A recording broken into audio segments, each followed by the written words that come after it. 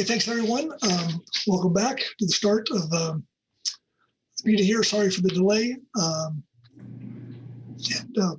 Anyway, but I'm here pleased to call to order the 263rd meeting of the Pacific Fishery Management Council conducted via webinar. This meeting is open to the public, and copies of the meeting agenda and other documents used by the council during this meeting are available on the council's website. We encourage members of the public to testify and provide the council with their comments on any agenda item taken up by the council.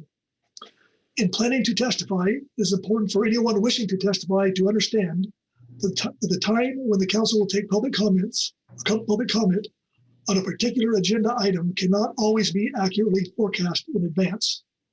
In particular, people should be aware that agenda items currently scheduled for the end of the day might be taken up the next day. Agenda items may also be moved up a day. Please note that the chat feature should be used for technical issues and not to make public comment. To comment on an agenda item, you must sign up on our electronic public comment portal available on the November Council meeting webpage. After public comment has begun on an item, no more names will be taken to testify. Each person has one opportunity to testify on each agenda item. Testimony on behalf of another person not in attendance will only be allowed within the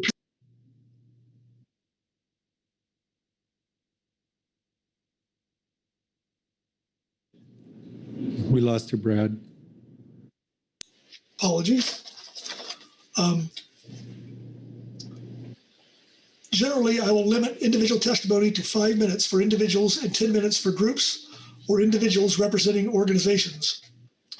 Some agenda items may have many people wishing to testify, and if necessary, to allow time for everyone to be heard, I will reduce the amount of time per individual or group. We have a visual countdown timer that shows your remaining time allotment.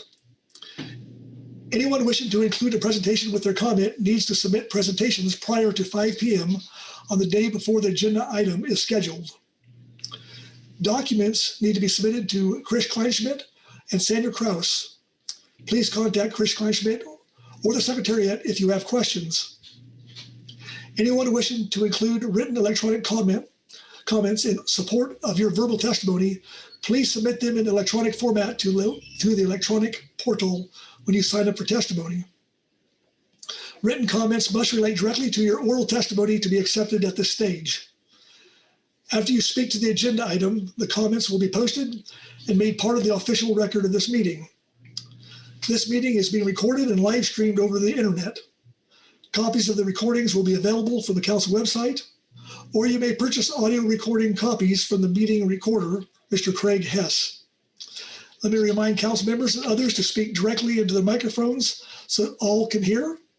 And lastly, I ask that all council members and members of the audience turn off the sound ringers of your cell phones to mute your connection while the council meeting is in session. And with that, I would like to introduce today Merrick Burden, our new executive director, who will take over the first of the year. And also, I'll turn to Mr. Tracy for a roll call of the members. Chuck? Thank you.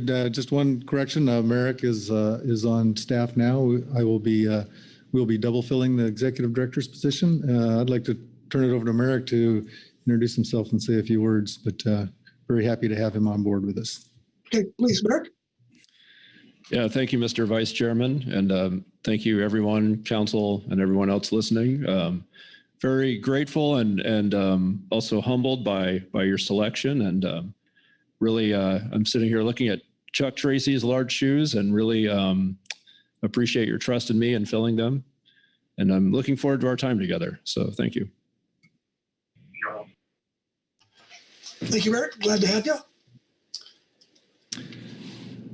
Okay, thanks, Mr. Vice Chair. I will call the roll now. So, council members, please acknowledge your presence when I call your name.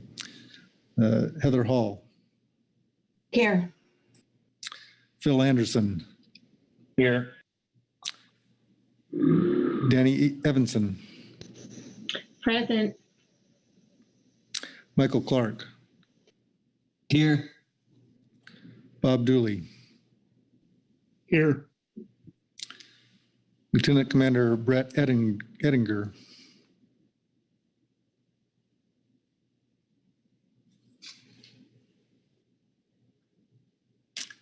I'm not seeing, is Chris German in for the Coast Guard? Yep, I'm here. Thanks. Thank you. Mark Gorelnik is temporarily absent. Dave Hansen.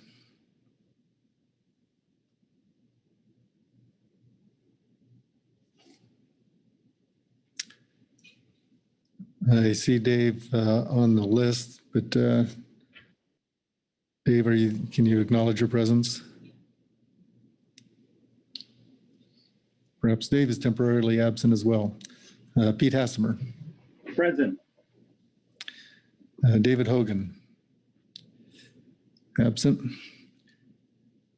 Maggie Sommer. Karin Brady here. Oh, sorry, Karin. Virgil Moore.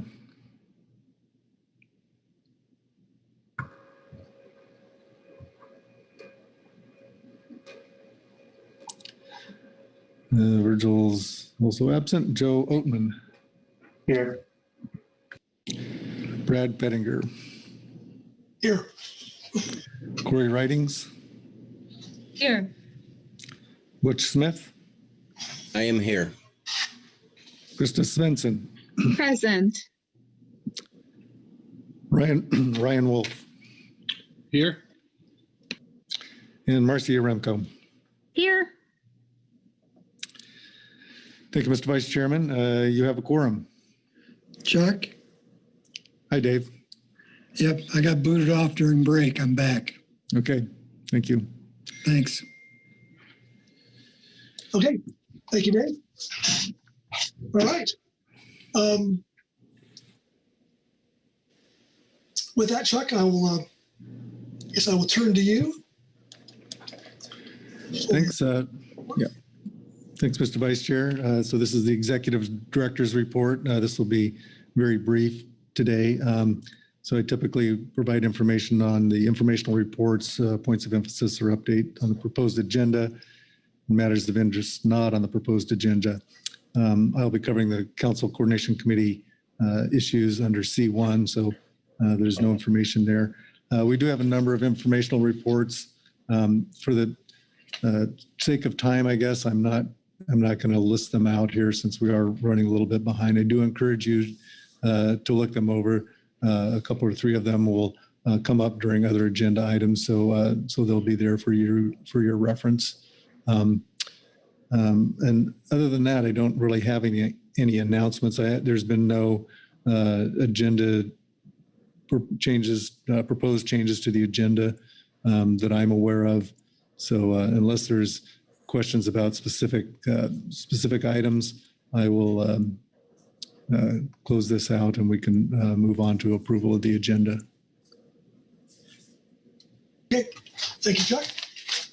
And with that, we'll go to A4, the November agenda. And I guess at this point in time, Chuck, we asked if anybody wants to make any changes or comments on that.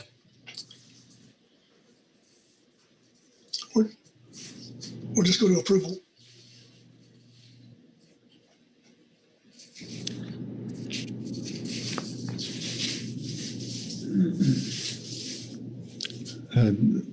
As far as I know, there's no changes, Mr. Vice Chair. I suggest we move ahead with consideration of approval of the agenda. Okay. Okay. With that, Pete Hassemer. Pete. Thanks, Mr. Chair.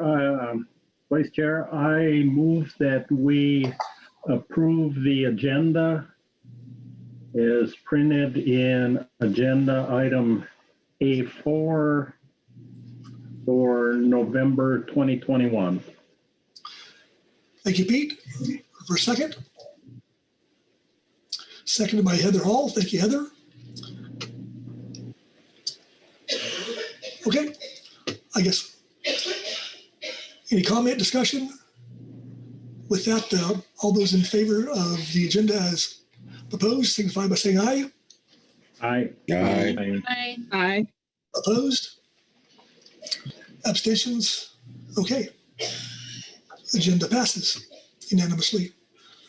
All right. With that, that takes us to B1, and Chuck, I go back to you again. Thank you, Mr. Vice Chair. So this agenda item provides the opportunity for advisory bodies, management entities, and members of the public to submit comments to the council on matters that are not part of the scheduled meeting agenda. Such comments may be comprised of both written documents and oral testimony. We do have a number of written comments for your consideration. We also have at this time reports from the National Marine Fisheries Service from the West Coast region and both the Northwest and Southwest Fisheries Science Centers. I believe Barry Thom's going to brief us on those, start that off, and then Kevin Warner and Kristen Cook will follow. And then we've got a public presentation on a research issue to follow that. So with that, I will turn it over to National Marine Fisheries Service. Okay. Thank you, Chuck. And I believe Barry Thom is here. Barry? Yeah, thank you, Mr. Vice Chair, council members, and the council family. Good to be with you today. I think we have a PowerPoint presentation. I'm hoping Sandra could pull that up. Thank you. So I'm joined here today, as Mr. Tracy mentioned, with my colleagues, Dr. Kevin Warner, the Science and Research Director of the Northwest Fisheries Science Center, and Kristen Cook, the Science and Research Director of the Southwest Fisheries Science Center. We're going to be providing a joint presentation this year highlighting the increased coordination and collaboration between and the two science centers. There's going to be a mix of combined work in this presentation, as well as details from each of our individual priorities for the year. So we've been doing this over the past few years, talking about our priorities from the regional office and the science centers, and just continuing in that approach today. Hopefully we'll have some time. I know the schedule is tight, but hopefully we'll have some time for some discussion or questions at the end of this when we get through. Next slide, please. So I'll begin the presentation today with an overview of our, like I said, our aligned priorities across the West Coast, and then focus on our accomplishments in the past year for the West Coast region and our priorities for fiscal year 22. I'll then hand the presentation over to Dr. Warner and then Kristen Cook, and then I'll close up with a few final remarks. Our priorities align across the West Coast, and they are also in line with the National Marine Fisheries Service strategic plan. That strategic plan reflects the administration's goals of both helping the American economy to grow while also responsibly managing our fisheries and marine resources. I will just highlight, earlier this year, we did welcome our new Assistant Administrator, Janet Coit, to NOAA Fisheries.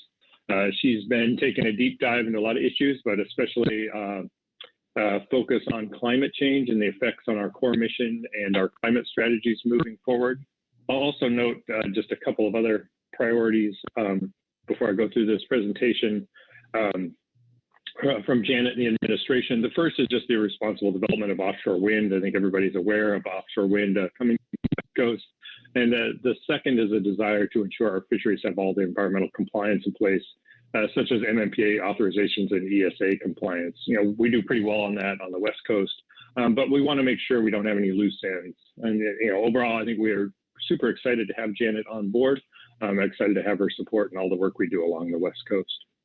So this joint presentation is the continuation of our effort to better align our strategic priorities across the West Coast and effectively communicate this year's priorities to the Council. The report recently released by the National Academies of Public Administration on the review and recommendations for NIMS budgetary operations really does encourage NIMS to integrate its strategic planning and budget prioritization processes. We have been, on the West Coast, have been actively engaged in this regard and focusing our limited staff and funding resources towards our top West Coast priorities and ensuring our alignment with the Council through these presentations and other discussions. So jumping into the priorities for the West Coast region for this year, you can read those in there, but we do have a broad set of priorities for FY22. They cover our primary mission areas, including ensuring our fisheries are sustainable and economically valuable, safeguarding protected species and propelling their recovery, and supporting ecosystem-based fisheries management. And lastly, I just wanted to highlight the importance of ensuring diversity, equity, inclusion, and accessibility, both internally and externally, as we do our work moving forward. In partnership with the Council, we're committed to supporting sustainable fisheries through state-of-the-art science, including surveys, bycatch monitoring and stock assessments, and implementation of science-based harvest specs and management measures to sustainably manage our fisheries. Together, we're going to advance species recovery through focusing on management of those protected species, creating innovative tools and solutions to reduce whale entanglements, and integrating our best available stormwater science into our management of protected species. We're going to continue our work to advance our implementation of NOAA's Climate and Fisheries Initiative, with a key focus on improving our understanding of the impacts of a changing climate across our fisheries, our ecosystems, and our West Coast communities. And we will work to better understand the impacts of offshore activities, like I mentioned, offshore wind, responsible offshore wind, as well as aquaculture, and wanting to make sure we not only support that development, but have meaningful stakeholder engagement as we move those activities forward. Like, I said at the beginning, we're also deeply committed to working towards diversity, equity, inclusion, and accessibility, both internally within our workforce and our workplace, as well as within the West Coast communities we serve. I'll just highlight there were 2 executive orders, Executive Order 13985 on advancing racial equity and support for underserved communities through the federal government, and Executive Order 14008 on tackling the climate crisis at home and abroad, were both signed by the administration in January. These executive orders build upon earlier mandate and direct federal agencies to make achieving environmental justice part of their mission by developing programs, policies, and activities to address the disproportionately high and adverse human health, environmental, climate-related, and other cumulative impacts on disadvantaged communities, as well as the accompanying economic challenges of such impact. We will continue to prioritize working together to identify both actions that the councils and NOAA Fisheries can take together and separately to advance equity and environmental justice in fisheries management. Now I'm going to transition to the next to just focusing on the West Coast region. Next slide, we can move to the next slide with the priorities. Before we highlight priorities for the year, I'd like to take a moment to reflect just on the work we've accomplished over the past 12 months. It has been another challenging year with the pandemic and other issues, but we have, both working with the council and others, really persevered and gotten a lot done. I'll just highlight, as has become standard practice in recent years, this hasn't always been the case. We have completed our fisheries specifications and management measures for all our ocean fisheries, including the 2021 Ocean Salmon Management Harvest Rulemaking. These all require a substantial amount of work. They're never easy, especially in getting through salmon management, but the council really conducts that work on time in a successful manner to balance that conservation and the fishing communities moving forward. In addition to the planned harvest rules that we implemented, we did have a couple emergency actions largely related to the pandemic. Just examples of those were extension of the sablefish primary season last year, an emergency action to temporarily remove the seasonal processing limits on whiting motherships and catcher processors. We did complete, and moving forward on the advancement of deep set buoy gear, we did complete the draft EIS and get that out, and we'll continue on those efforts moving forward.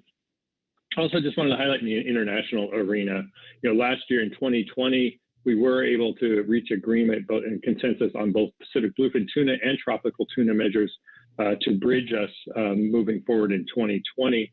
And hats off to Ryan Wolf and his team in the international arena and really advocating for U.S. interests and just highlighting in 2021, coming up with longer term measures on both of those issues that have advanced our interests in a big way. So hats off to that group and all the stakeholders that have been involved in the IATTC process.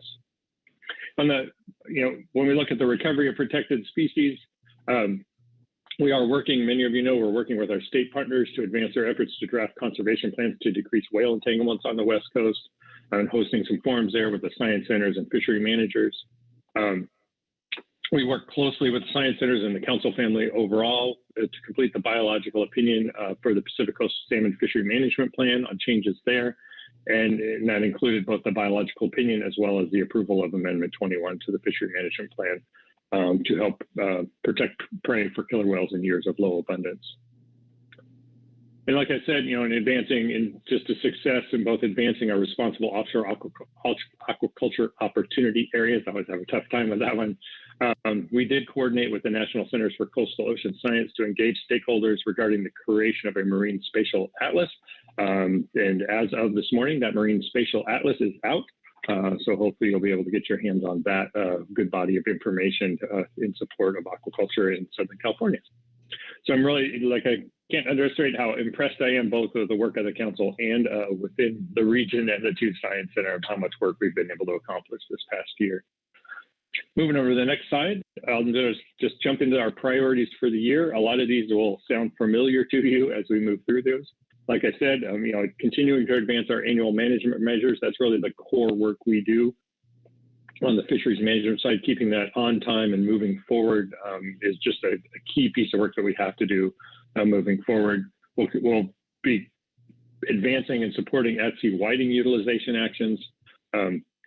Continuing to move forward with deep set buoy gear, like I mentioned in the authorization, and we'll move forward with that ESA consultation and hopefully publishing a proposed rule by the end of this fiscal year. I already highlighted this is a priority, but we've actually accomplished quite a bit of this related to IATTC and the recent agreements reached this fall in IATTC moving forward. And then a couple other items I'll mention on the marine habitat side. I'm trying to do some better work on this coastal habitat, coastal estuary habitat, and improving our eelgrass mitigation tools and implementing priority habitat actions in that coastal area. And lastly, one that's been, I think, really interesting for me to participate in, and I think getting some good engagement. We've had as you all recognize, like a lot of engagement with the recreational fishing community at a national level and at a regional level. And more recently, we shifted to actually trying to have a focus on some of getting the recreational fishing community engaged with some of the habitat restoration and conservation. So we continue to have some workshops there in terms of how we can get that engagement of that recreational anglers and others engaged in the actual on-the-ground implementation of restoration of the landscape. Next slide, please. So shifting over to the protected species side, there's a couple just things I'll highlight there on protected species. We will be coming out with our 5-year status reviews for salmon and steelhead and doing some recovery planning updates this year.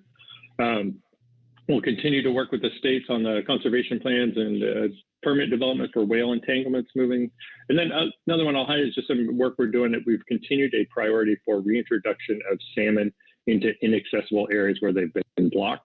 This is up and down the West Coast, highlighting, we're continuing to move forward with Klamath Dam removal. We'll be completing an ESA consultation on that towards the end of this year. Continuing to try to push for reintroduction of Central Valley winter run Chinook salmon in the upper Shasta and in other areas.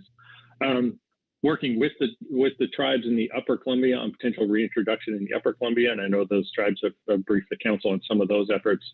And then working with Corps of Engineers and others to advance our passage in the Willamette Valley and getting fish in those inaccessible blocked areas in the Willamette Valley and the rim dams there.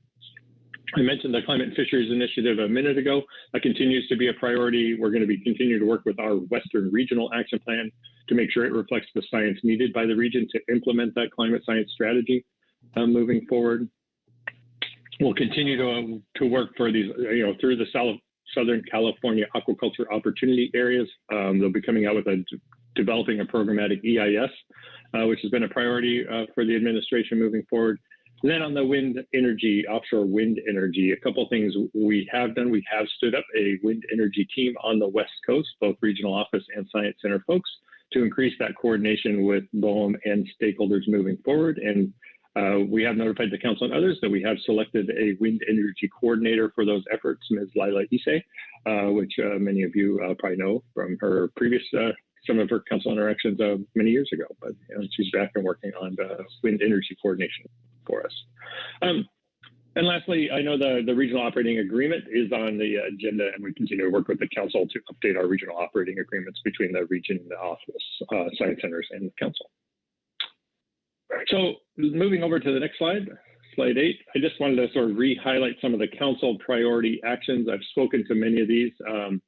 I can mention just a few more. The limited entry fixed year program review will be occurring this year. We'll be working on the halibut catch sharing plan. The Southern Oregon, Northern California Coast Coho harvest control rule potential there is on the council agenda this week. We'll continue to move forward with that effort. And we'll continue to address ongoing litigation as it comes forward. A couple of things that have highlighted some of our workload challenges, in the previous years is just highlighting it's important that we continue to work together to prioritize the council actions and recognize the continuing workload challenges that we all face. And we just need to be sure that we're mindful about the number and timing actions. Similar to last year, the region is almost fully staffed within our existing budget constraints. So we do not expect staffing levels to rise to meet any additional workload at this point. We do have one catch-year program lead position that's open that we're recruiting for right now, but we do not have any other approved positions in the works moving forward. And so therefore, we do need to make sure we ensure our core work is completed, like the harvest specifications and other things, and be able to make sure that we can respond to litigation before any new council actions, and make sure we prioritize any new council requests that come in based on those other things going on. That prioritization will both be done within our existing branch workloads within the Sustainable Fisheries, as well as across the Sustainable Fisheries Division, in terms of balancing and shifting folks, people and resources as we can across the division to make things work. We are committed, I'm committed, we're all committed to working closely together and to continue that coordination and cooperation. And, just highlighting as much as we can do that early, frequent engagement that will be able to accomplish our work and minimize any, pitfalls in terms of communication and not being sure where things are on the landscape. So I'm going to stop there and take a breath, and I'm going to turn it over to Dr. Kevin Warner to talk about the Northwest Fisheries Science Center. Yeah, thank you, Barry, for a very complete summary. Great to hear your voice. With that, I'll turn to Kevin Warner. Kevin. Thanks, Mr. Chair. Just checking that you can hear me. Audio check. We can. Awesome. Great. Well, it's great to be with you all. I'm going to follow Barry's model here and talk through accomplishments from the past year and priorities for the Northwest Fisheries Science Center for next year. Next slide, please. I'm going to focus mostly on our sustainable fisheries mission. This is the mission space that's most relevant for the council. So I think first and foremost is the returning to the field of our surveys this year. So this includes all of our surveys, our ecosystem surveys, our groundfish survey coastwide, our hook and line survey in Southern California, our hake survey, our biannual hake survey. All of our surveys were fully executed this year, with the exception of our Northern California current ecosystem survey in February, which was canceled, not because of COVID, but because of weather. And I think we previously reported that. So it's a pretty impressive accomplishment this past year. In terms of the other accomplishments, we had some study on the Dungeness crab fishery and its response to the climate shocks over the past several years. We've continued to fully field the observer program, both in terms of training and deployment and supporting the observer program for groundfish and for hake off the West Coast. We've also done the first length-based data moderate assessment. And then we've also, in our economics program, we've continued to support the economic survey of catch shares. It's not on the slide here, but we also contributed to the COVID impact economic study that the agency did, with our economists providing input for the West Coast impacts to the fishery. So we also, moving on to protected species recovery, this is a mission area that's less relevant for the council, but we have quite a lot of work in our and quite a lot of capacity in our portfolio for this area. I wanted to highlight in particular the study that came from Lisa Crozier and others on it was a modeling study on how the warming oceans is going to be particularly challenging for Snake River salmon survival. Pretty interesting paper, an important paper. And then in terms of the impacts offshore, we continue to have an aquaculture science program at the Northwest Fisheries Science Center. It's been largely focused on prototyping sablefish aquaculture at our Manchester lab, as well as developing feed for aquaculture more broadly. So those two activities have continued or resumed following the COVID hiatus. Barry already mentioned the West Coast Energy Team, or West Coast Wind Energy Team, that we completed this year. So before I move to the next slide, I did want to just take a second here and say it's really impossible to overstate just how impressive and important the efforts of our folks to get back in the field, back in the water this past year have been. I mentioned the surveys and observer program, but also in our protected resources area, we have lots of people out in the field, and they've had to overcome a number of public health and just agency bureaucratic processes to do it. So if you have a chance, I'd encourage you, if you run into any of our folks that have been in the field, to convey your thanks for the work that they've been able to resume this past year. I think it's been really impressive. Next slide, please. In terms of looking forward for this next year, fiscal year 22, our priorities in the sustainable fisheries area, data collection, we expect to continue to do our full suite of surveys again this next coming year. So that'll be the groundfish survey, the hook and line survey. It's the off year for hake. We'll be doing an off year hake survey in collaboration with DFO Canada. We'll also be on the stock assessment side. We'll be developing, sorry, I'm skipping down. We'll be conducting our usual round of groundfish stock assessments. We'll be developing and evaluating our management strategy evaluation methods. We'll also be continuing our data collection in the economics area. Skipping back up to the top part of the slide for the for the observer program, we'll be doing both our usual training function and our support of the observers at sea that are deployed. We'll also be continuing to do our usual estimations coming out of our observer program for mortality estimation, as well as the bycatch estimation. Next slide. In the protected resources mission space, we're in the middle right now or maybe towards the end of developing our salmon recovery science strategy. This is due out in March, April timeframe next year. This is a strategy for the Northwest Center looking big picture long term. What sort of science should we be investing in to optimize our ability to support the recovery of endangered species, endangered salmon species? So I encourage you to look for that. We also are continuing our research on contaminants. This is last year, one of our accomplishments was the collaboration to identify the tire contaminants, the 6-BPD contaminant in fresh water that's been harmful for many salmon species, and we're going to be continuing to work in that area. Within the ecosystems area, there's not a bullet here, but we'll be obviously continuing to support the California Current Integrated Ecosystem Assessment Report that gets delivered to the council in the spring. So look forward to that. We're also, as an agency, it's in the president's budget, we've put forward a climate and fisheries initiative. We're looking forward to having a budget to support that initiative and to build that out on the West Coast in collaboration with the Southwest Fisheries Science Center and the regional office. We're also continuing our work to understand climate impacts across our mission space. In terms of Barry already mentioned the work on offshore activities focusing on wind energy and the joint team that's been stood up or standing up now. We're participating in that, and we're also continuing our efforts in aquaculture that I discussed earlier.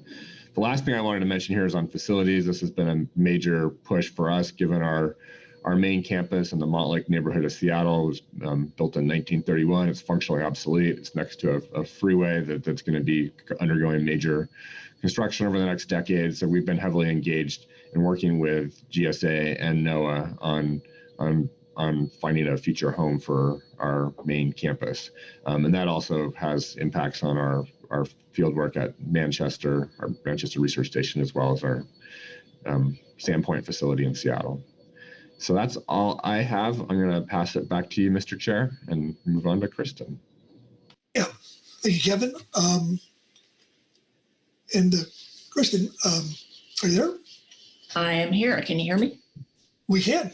All right, great. Thank you, Mr. Vice Chair, and good morning to the council. I think it's still morning time here. It's nice to be with you again, and I will be filling in the rest of the complement here with the West Coast Region and Northwest Center, with the Southwest Center FY21 and accomplishments and FY22 plans. So next slide. So you'll hear some familiar refrains here. The wording on these slides are somewhat different across the three of us, but the two science centers largely work as most of you know, work pretty well across a lot of these functions throughout the year. So starting with the sustainable fisheries goal up there, we were able, as Kevin noted, we were able also to put our full complement of surveys on in calendar year 2021, which I'm very proud of. I think we were the first science center to be out on the water on NOAA ships, using our large ship complement starting in January of this year. And so we were able to complete our large-scale California current ecosystem surveys, including our summer CPS survey, our juvenile rockfish survey, as well as 4-cal coffee surveys this year. And then we were also able to either participate in as members of the team or lead author stock assessments across all 4 of the FMPs of concern to this council. We also were able to complete several years of work towards a comprehensive management strategy evaluation for North Pacific albacore. Just on the surveys, as Kevin noted, the huge effort on the part of our folks to get back out into the field. I think people were very excited to get back out in the field. I myself was able to participate for a 3-week leg on our summer CPS survey this year for the first time.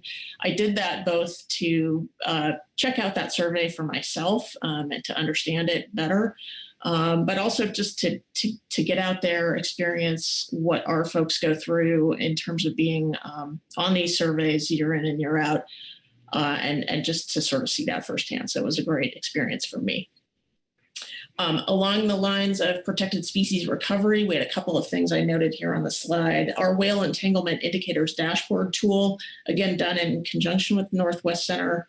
I think we had 3 or 4 people behind this in the Southwest to develop that tool. If you haven't checked it out, it's pretty cool. But that debuted this year in 21 to mitigate entanglements of whales in the California current.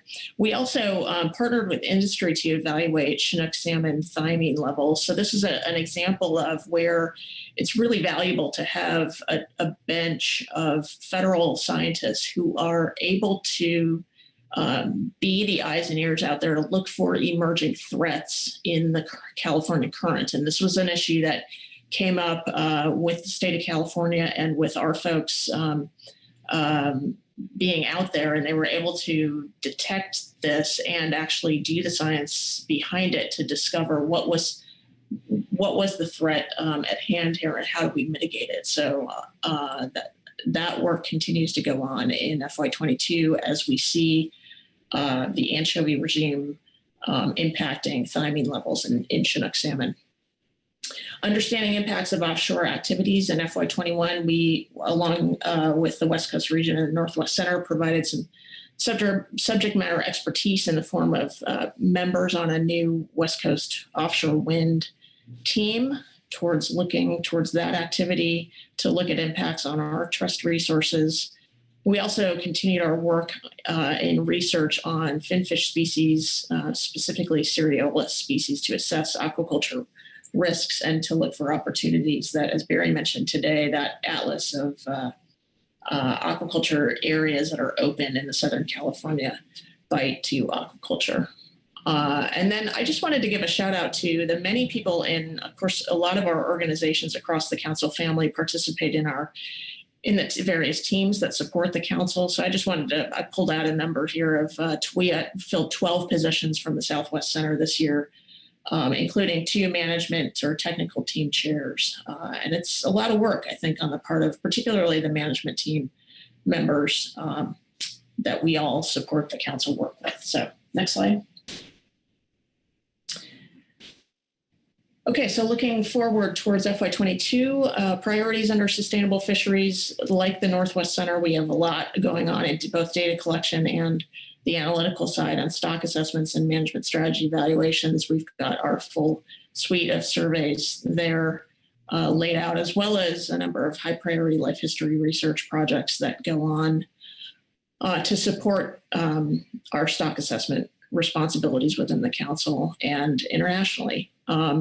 We have either research going into improving stock assessments We are members on teams that are conducting stock assessments, and we are in some cases lead authors or will be on stock assessments in FY22 for all 4 of those species groupings or FMPs. Next slide. In the protected species recovery realm, we will be taking a number of recovery plan research actions to support ESA listed species, including participating in the 5-year reviews that Barry mentioned, and we will continue our work on the whale entanglement issue, looking at risk and assessing that when it comes to whale entanglements in our fisheries, and also continuing our support of the stranding response network. Under the rubric of ecosystem-based fisheries management, we will, like the Northwest Center, continue to collaborate on our California Current Integrated Ecosystem Assessment and Status reports. We also are looking forward to some budget, hopefully, initiatives that support our climate fisheries initiative, the implementation of that coming forward. There's been a lot of work in FY21 on this, and looking forward to FY22 actually putting that plan into action is something that is on our radar and we're planning for. In terms of understanding the impacts of offshore activities, wind development will continue to be on the horizon, and the effects of that on our resources and our living marine resources, including our fisheries and protected species, will be a high priority, as well as our continued research in the aquaculture arena. And we will continue our commitment to the council with a number of council appointments. Next slide. I think that's it for me. Turning it back over to Barry. Thank you, Kristen, for that great overview. Barry? Yeah, thanks, Mr. Vice Chair. Yeah, and as you heard from Kristen and Kevin, we've got a lot of great work planned this year. Hats off to both Kristen and Kevin and their teams for pushing forward to get surveys back out on the water in FY21 and continuing that, and how critical that is for both the data collection and then moving that through the assessment programs into our actual management measures. Just a super important core piece of work that's great to see is continuing to move forward. I'll just some of those other things you heard about, species reintroductions. You've heard about our engagement with the whale entanglements and moving forward on that issue. Climate change will continue to be a critical piece of engagement. It impacts pretty much everything we do in the West Coast region in one way or another. And those are, some of those focus priorities are just some of the many actions we're going to be doing, and our staff are going to be working on across the West Coast every day to support the stewardship of our living marine resources on the West Coast. And I'll just highlight, our people are our highest priority, and they have been working incredibly hard through the pandemic. They continue to show up every day and go above and beyond to complete the mission. You heard of the surveys and just the energy behind folks to get back out on the water and get those programs moving forward. We couldn't be more proud, I think, across both the centers and the region about the contribution of all our staff and the incredible work that they do, and the partnership we have with the council in doing a lot of that work. And speaking of just to close things out, and in terms of going above and beyond, I did want to just publicly acknowledge Mr. Chuck Tracy for the partnership over many years and his work with the council, both as staff officer and all the way up through the leadership role within the council. I wish you the best for many of your new adventures moving forward, and just want to warmly welcome Merrick Burden. I look forward to working with you closely again as the executive director in a good partnership, and to continue to build a partnership and the relationships with the council and the council family moving forward. So that's our presentation for the day. Happy to answer any questions.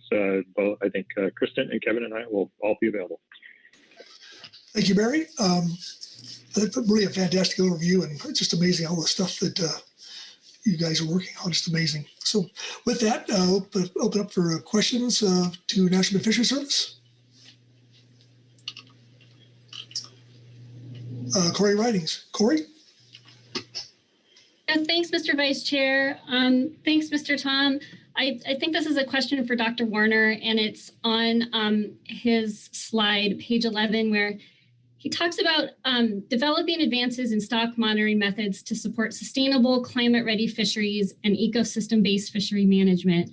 I'm wondering, if you could just elaborate a little bit more to tell us about what those methods are going to be, which stocks you're going to focus on, anything like that, just to get a better sense of what's going on there. And yeah, just reading, thank you so much for everything that your team has done. I think it's been obvious how much hard work the agency has put in. So yeah, just add that there. Thanks. Great, through the Vice Chair. Thanks for that question. Good question. I can give you a superficial answer here and follow up more later with a more rigorous answer.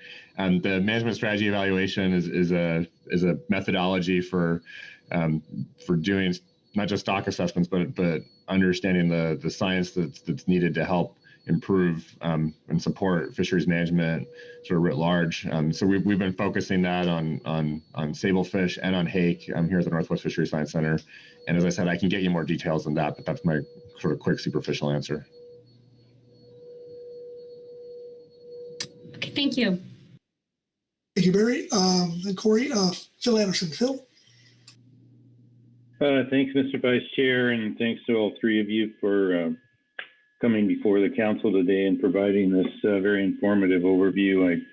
I can hear the pride that you have in all of the work that has been done, and understandably so, and certainly appreciate the partnership and coordination that exists between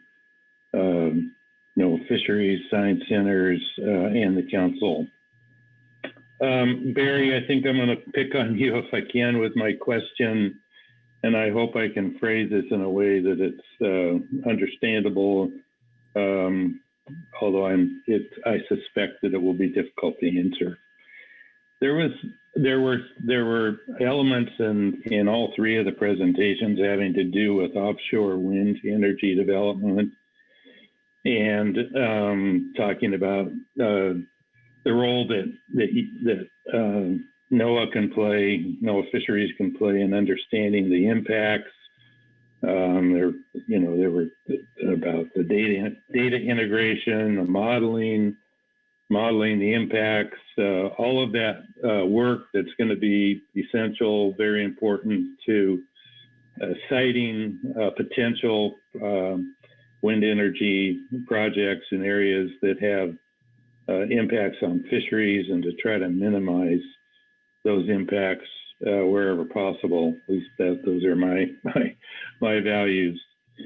And while I totally get and understand and appreciate the role that NOAA Fisheries and the science centers can play in help evaluating projects and impacts on fisheries, I keep getting drawn back to the need for our fisheries to have an advocate, and that's where the crux of my question. I mean, we have in National Standard 1 the conservation and management measures shall prevent overfishing while achieving on a continuing basis the optimum yield from each fishery for the United States fishing industry. And there obviously that national standard starts with conservation, and the role that National Marine Fisheries Service plays in ensuring that we have sound conservation and are operating from a point of being informed about the relative health of our resources is an extremely important one. And then the second part of this about optimum yield from our fisheries in the United States fishing industry. And that's where I think both of these pieces, conservation as well as getting OY from our various fisheries in the U.S. fishing industry, is what's at risk here. And certainly, depending on the size and the placement of wind energy projects, can have, in my view, adverse impacts on our ability to assess the relative health of our resources. They also have the ability to restrict and impede our existing fisheries. And so the role of NOAA fisheries and all of this, to me, is both one that informs decisions by bringing forward data on both of those key cornerstones of conservation and recognizing or achieving optimum yield.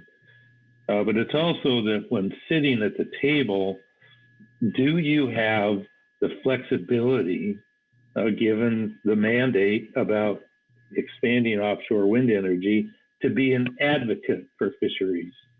So providing the information is one thing, but having a federal agency be an advocate for the fisheries is, to me, going to be very important. And I'm wondering, Barry, do you have the flexibility to be an advocate for our fisheries when, in particular, we're presented with an offshore wind project that is clearly going to have a detrimental impact on our ability for our fisheries to achieve optimum yield? Barry? Yeah, thank you, Mr. Vice Chair. Thank you, Mr. Anderson. And yeah, Phil, you have hit a definite challenge that we face in moving forward. And I think you highlight some of the internal discussions and challenges in trying to work through how we interact on wind energy and wind energy approvals or permitting as it moves forward. And as you directly characterized, I think one of the biggest challenges is the impact on the fishing industry itself. It seems like, with our 2 science centers and advocating, getting a good handle on the impact on assessments and that sort of a tangible piece. And when you get to our regulatory mandates, whether that's, Marine Mammal Protection Act or ESA, being able, what I think of as on the back end of permitting and looking at impacts on those specific components. But the challenge becomes how to address the impacts on the industry. And I think there's some flexibility there, but I would also just highlight, no different than many other actions that are taken out there on the landscape of how many voices you have also matters as well. So while we can engage, and we have been working internally to improve our relationships with BOEM and make sure information is brought forward, I also think there's a strong role for the council and the council family to also be able to weigh in as we go through those processes as well, to actually strengthen the voices in terms of advocacy for the fishing industry as we move forward. But it's a definite challenge, and I think something we continue to look at internally within the organization, as well as to how we can do a better job on the industry side of it and advocating that. Okay. Joe Owen. Joe? Thank you, Mr. Chair. And, I want to say thank you to Barry and his staff who presented this information. I do have a question I'd like to maybe explore a little bit. On your slide 3, I believe it was, on the West Coast fiscal year 2022 aligned priorities, one of the elements there was the diversity, equity, inclusion, accessibility, where it states, we'll be working towards defining equity and environmental justice goals. Could you maybe expand on how those may have informed or influenced the fiscal year 2022 priorities that were listed out in the presentation, and how that might relate to some of the West Coast tribes that I represent here on the Pacific Council? Thank you.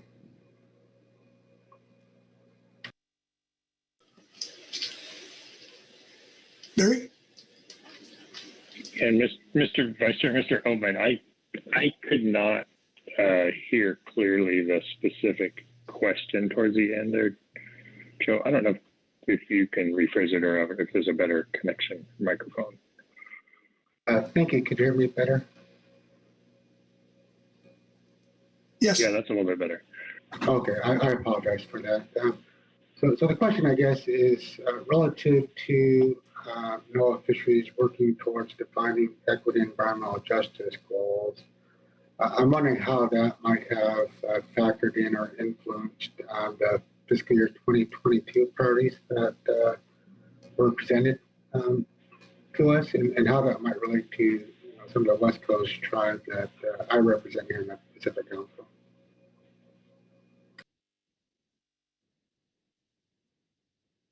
Yeah, thank you, Mr. Oldman. I'll point to maybe a couple things and maybe a couple things that aren't on that priority list in terms of factoring in some of the equity issues. Like I mentioned, there's quite a bit of work and discussion going on related to reintroduction of fish that I mentioned in different areas. So we have with the Upper Columbia tribes working there as a priority.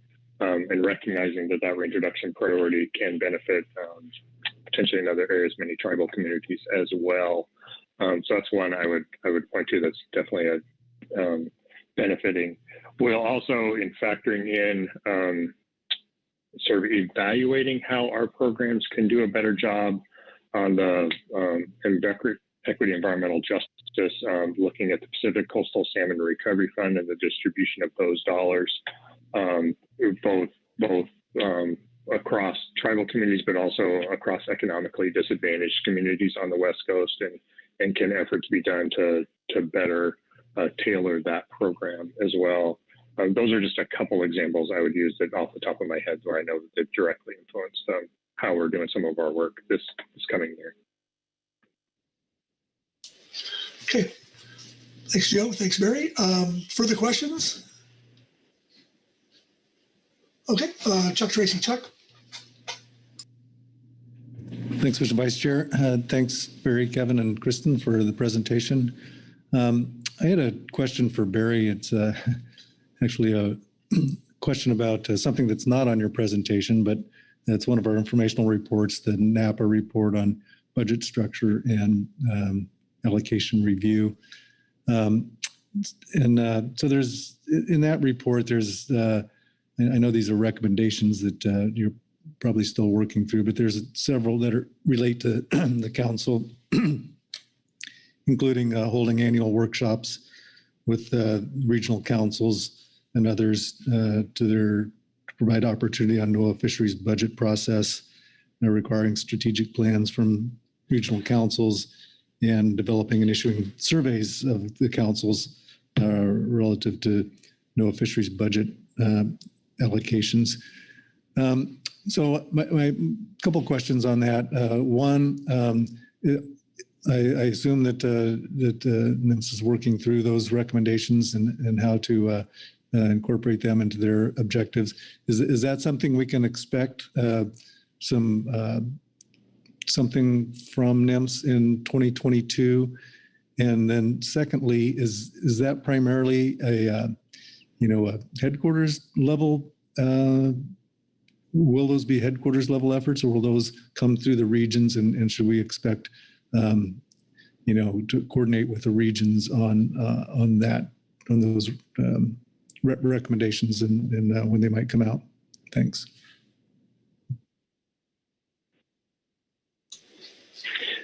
Yeah, thank you, Mr. Tracy. Yeah, so that NAPA review, I think, will be discussed. Really, it's most of that discussion, at least right now, is occurring at the national level. We have had one NMFS Leadership Council discussion about that, and I assume at the next Fisheries Leadership Council meeting, probably after the first of the year, we'll continue to dig into those issues. So while it's a national issue, Janet Coit has done a great job of trying to make sure the regions and centers have some input into any recommendations that come out of that moving forward. So that's where that sort of stands right now. I haven't seen any details or any specific things so far come out of those discussions. But I will just highlight, I think it is important, as much as possible in communicating, just between the sort of West Coast and the Pacific Fishery Management Council, the better we can look at those recommendations and improve our processes at the regional level, the more that's going to help, I think, and feed into some of those recommendations going forward. So having conversations on our strategic priorities where the budget gaps or not are on an annual basis, I think are critical to be able to communicate that up through the agency to the national level moving forward. Thank you. Thanks, Chuck. Further questions for Barry? Okay. Thank you, Barry. Kevin, Kristen, we appreciate the information you shared today. With that, that takes us to public comment. And we have two public comment cards up. And we're going to go through this and then go to a short lunch after public comments completed. So first up is Pierce Chapman. Pierce, are you there? Yes, I am here. Can you hear me? We can. Great. Well, I'm ready to go. If I can have the slides up, please.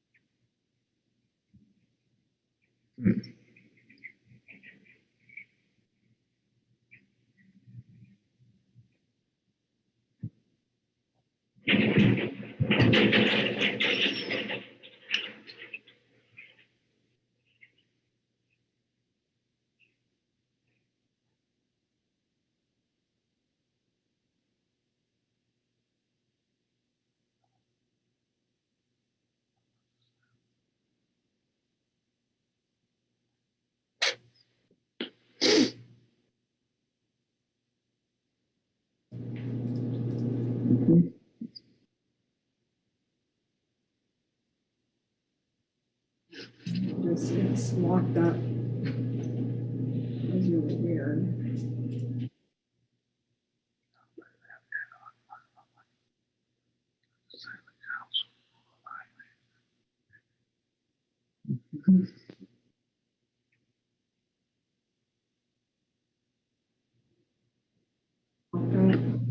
Okay, that looks good to me.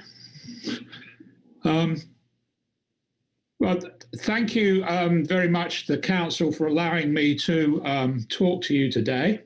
I represent a group for which the acronym is CATCH. We've been funded by NSF as part of their Convergence Accelerator program, which has been, this is the third year it's been running. And we represent a group that has a lot of experience in climate modeling, fisheries biology, biogeochemical modeling, oceanography, and social scientists. And you can see that one of the members of our group is Mr. Glenn Spain, who I'm sure is known to very many of you in the Council. Next slide, please. Now, as the NOAA Assistant Fisheries Administrator said only a week or two ago, climate change is a fact. It affects all the components of the linked Earth system and is having effects on marine life, including fisheries. And as you can see here from this image, this shows changes in the dissolved oxygen off the Oregon coast and how levels of oxygen have decreased over the since the decade of the 1960s to the decade of the years 2000. And the question is, what are these changes going to mean for the fishery in the California current over the next 50 to 100 years? Next slide, please. Certainly, there's been an economic impact. I'm sure you all know about the blob, which was this oceanic heat wave a few years ago, and the fact that this caused about $70 million loss for the Dungeness crab and the razor clam fisheries alone. It also affected the marine mammals by changing migration routes of their food, which meant that they had to change their habits as well, and led to many encounters between marine mammals and fisheries, where the mammals generally came off worst. And as I've said, the changes in oxygen have already affected oyster spawning and survival in oyster farms on the Oregon and Washington coasts. Next slide, please. Now this, I'm sure you're all familiar with. It's from the PFMC report from last year, and it shows what may happen in the California current, large marine ecosystem. The only problem is we don't know which way anything is going to go. My group, Catch, believes that we can help fill the gap between theory, as shown here, and practice, which is what is going to happen in the environment. Next slide, please. Now, we all know about models. They're all wrong, but some of them are useful. Here, we can see the difference between the scale of a model. The data on the cold water upwelling system are shown on the left-hand image. The center image and the right-hand images show the difference in the model outputs depending on what scale you're working at. And certainly the finer the scale you work at, the more the model output resembles the actual data. Now, we have a global climate model which works at a scale of about 0.1 of a degree, as shown in the middle image here. This is far better than most models that are used for fisheries at the moment. And as a result, part of our proposed work is to produce a model on this scale that will include both biogeochemistry and fisheries statistics as well. Next slide, please. But while we've got this good physical oceanography and climate modeling, we still don't use all the available data that are around. Most models don't really consider biogeochemistry or biology, certainly not at the same scale. And our effort is to combine different data sets and use them, as it says here, to forecast what is likely to happen in the California current LME over the next 50 years or so. To do this, we're also going to incorporate a decision system based on information that we hope to get from you, the fisheries stakeholders, and by combining a decision system with the model outputs, we will hope to produce forecasts that will allow you to ensure that the fishery remains resilient and sustainable over the next few decades. Next slide. So how are we going to do this? Well, we'll take our models, both for the climate and the ecosystem. We spend a lot of time talking to members of the stakeholder groups to get the interactions between them and the scientists so that we know the sorts of things that you need to make credible and decisions that will allow the fishery to be sustained.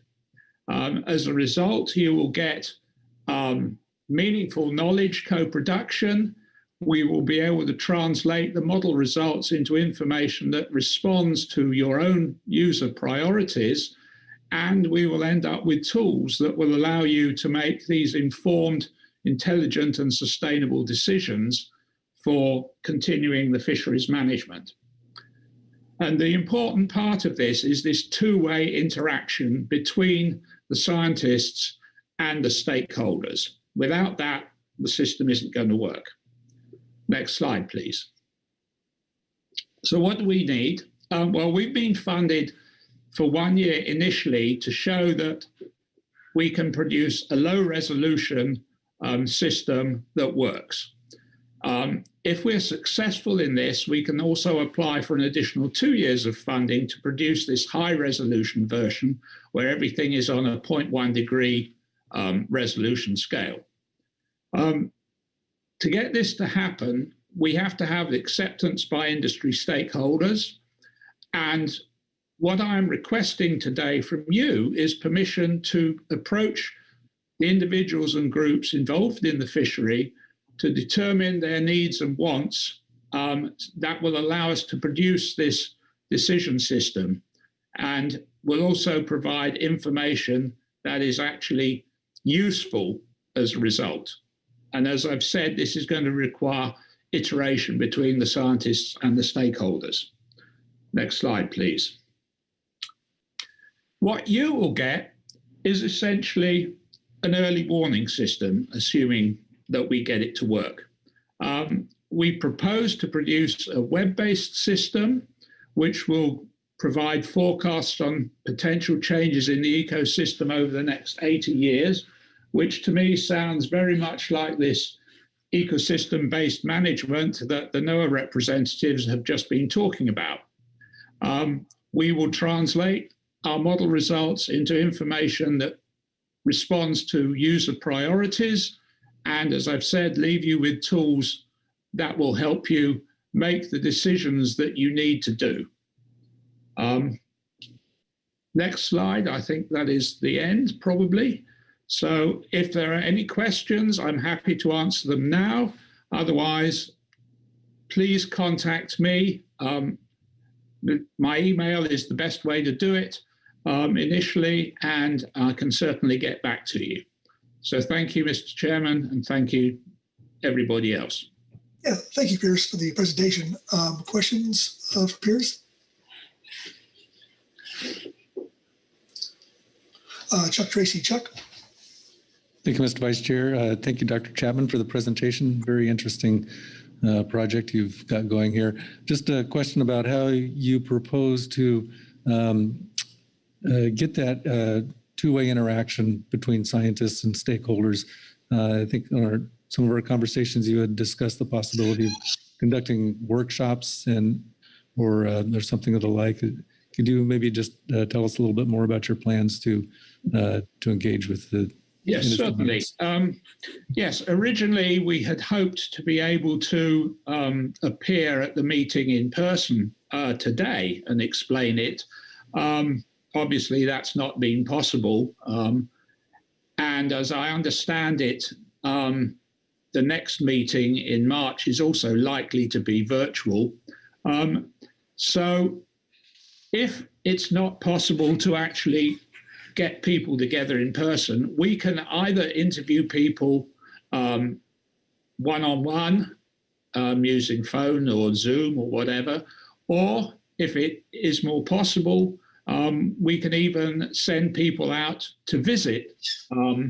We have money in our budget to travel, to put workshops on. We could certainly try and put a workshop on if people are prepared to travel. This would obviously depend on when people are available. If this is the best way to go, we can try and do that. If not, as I say, we can. People can come out on an individual basis. Several of our members are on the West Coast anyway, so travel is not such a big problem for them. But otherwise, we can use remote means, as I say, Zoom or phone calls to interview people. The most important thing is finding out who the best people to interview are in the first place. And that's where we really would appreciate your help. Okay. Thanks, Chuck. Further questions for Dr. Chapman? Okay. Not seeing any. Thank you. Thank you. Next up is Tom Schiff. Tom, are you there? Can you hear me now? I can. Well, greetings to you, Vice Chair, members of the council, and hardworking staff. Sunny down here in San Diego. I hope you guys are surviving the rains up there. And I, too, want to wish fair winds and following seas to Chuck Tracy. He was always very patient with my rookie questions. Quick update from down here. Despite 2 recent storms that blew through, which many times can portend the end of the tuna fishing season, we still have plenty of bluefin around and even some smaller yellowfin. The finicky bluefin, it seems, can't resist biting flying fish. Then one of the techniques that's been very favorable for wreck fishermen is to have a kite balloon floating out there, and then beneath that, you suspend a flying fish, and the trick is to keep it just on the surface, a little bit above, and if you do that, you'll probably get bit. We've had some big ones down here, up to 300 pounds, but across all cohorts, the bluefin that have been coming here for the last 5 or 6 years seem to be just getting stronger and stronger. So that's about all I have from down here, unless anybody has any questions. All right, Tom, thanks for the update. Questions for Tom? Okay, seeing none, thank you, Tom. You betcha. And that will bring us to the end of public comment. Chuck, anything else we need to do here?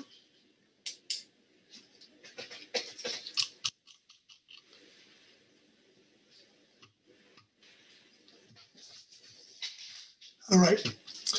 Okay, with that, we're behind, and we're gonna have a short lunch because we got time. We got to catch up here a little bit. Hopefully, our chairman will be back from his congressional testimony, and by then, if not, we'll continue, or I'll continue here. The gavel. It's 12:28. We'll be back at 45-minute lunch, whatever that is. So we'll see everybody back here at 45 minutes.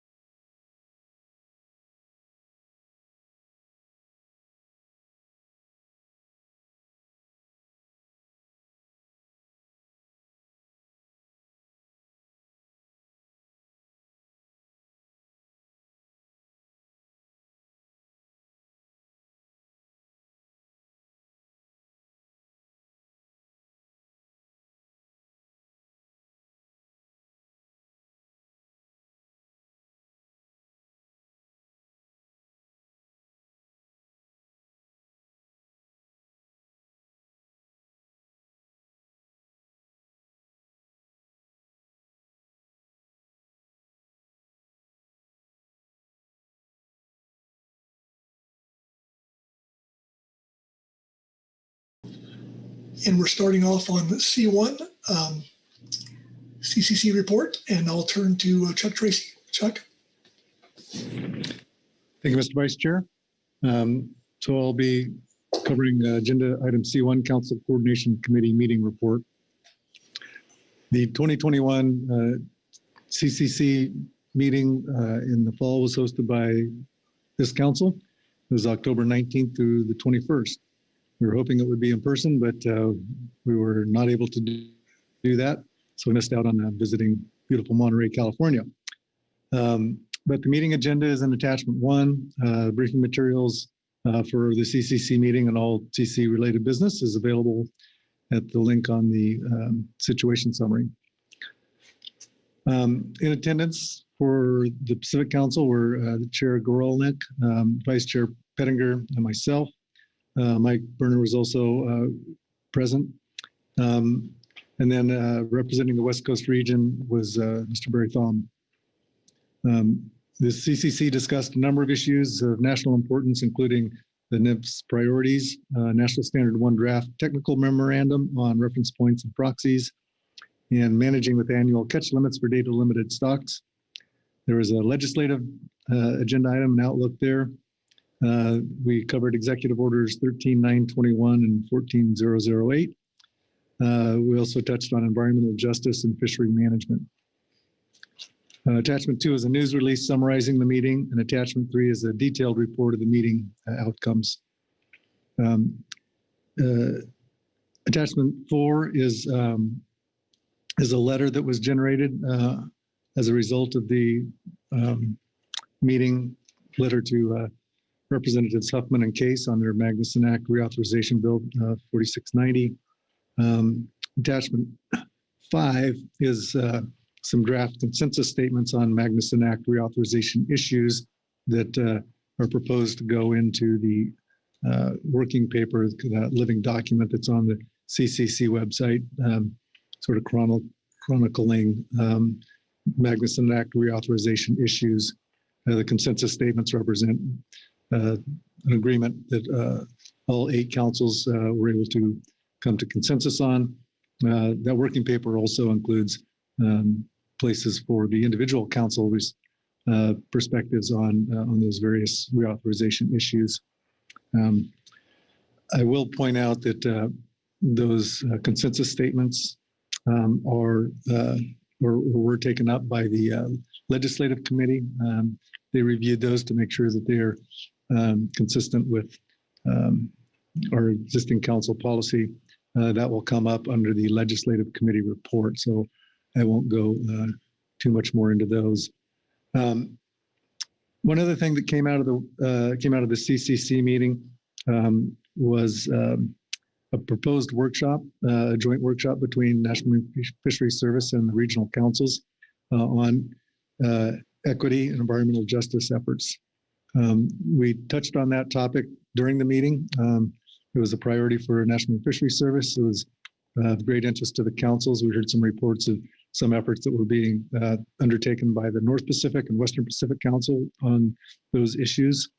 And the CCC felt like there was inadequate time to really do justice to those topics. So one of the recommendations was to hold a workshop in late February to look at environmental justice, diversity, and inclusion. And the Western Pacific Council has offered to take the lead in arranging and presenting that workshop. So we were all working towards that. We asked Jim Seeger to sit on the development committee for that effort. So other than that, the next meeting of the CCC is planned for May 17th to the 19th, 2022, and it will be hosted, hopefully in person, by the Mid-Atlantic Council in Annapolis, Maryland. So there's no real action that needs to be taken, but to the extent the council wants to have any discussion or guidance for further development of CCC issues in the future, now's your opportunity. So that concludes my report. Mr. Vice Chair, I don't see any reports of management entities or advisory bodies, nor do I see any public comments, but let me refresh to make sure that that's true. And that is true. So with that, I think it's time to move on to discussion and guidance. There you go. Thank you, Chuck, for that. Questions for Chuck or guidance to be given? Okay. I'll wait a little bit longer here to see if someone wants to raise their hand, but I'm not seeing any, Chuck. So you did well. Okay. I don't see any hands raised. With that, that takes us to Habitat. And I'd turn to Carrie. Carrie? Thank you, Mr. Vice Chair. This is the Habitat Issues, Agenda Item D1. The Habitat Committee met for one day yesterday, and they covered several items, including marine planning, discussion of groundfish management actions that may have habitat impacts, the Southern California oil spill, and several other items. There is a supplemental Habitat Committee report in your briefing book materials. It's D1A, Supplemental HC Report. And there's also a supplemental Salmon Advisory Subpanel report that was submitted as well. So we have Corey Green here. I think he should be logged in right now. He's the Vice Chair of the Habitat Committee, and he'll be reading the Habitat report.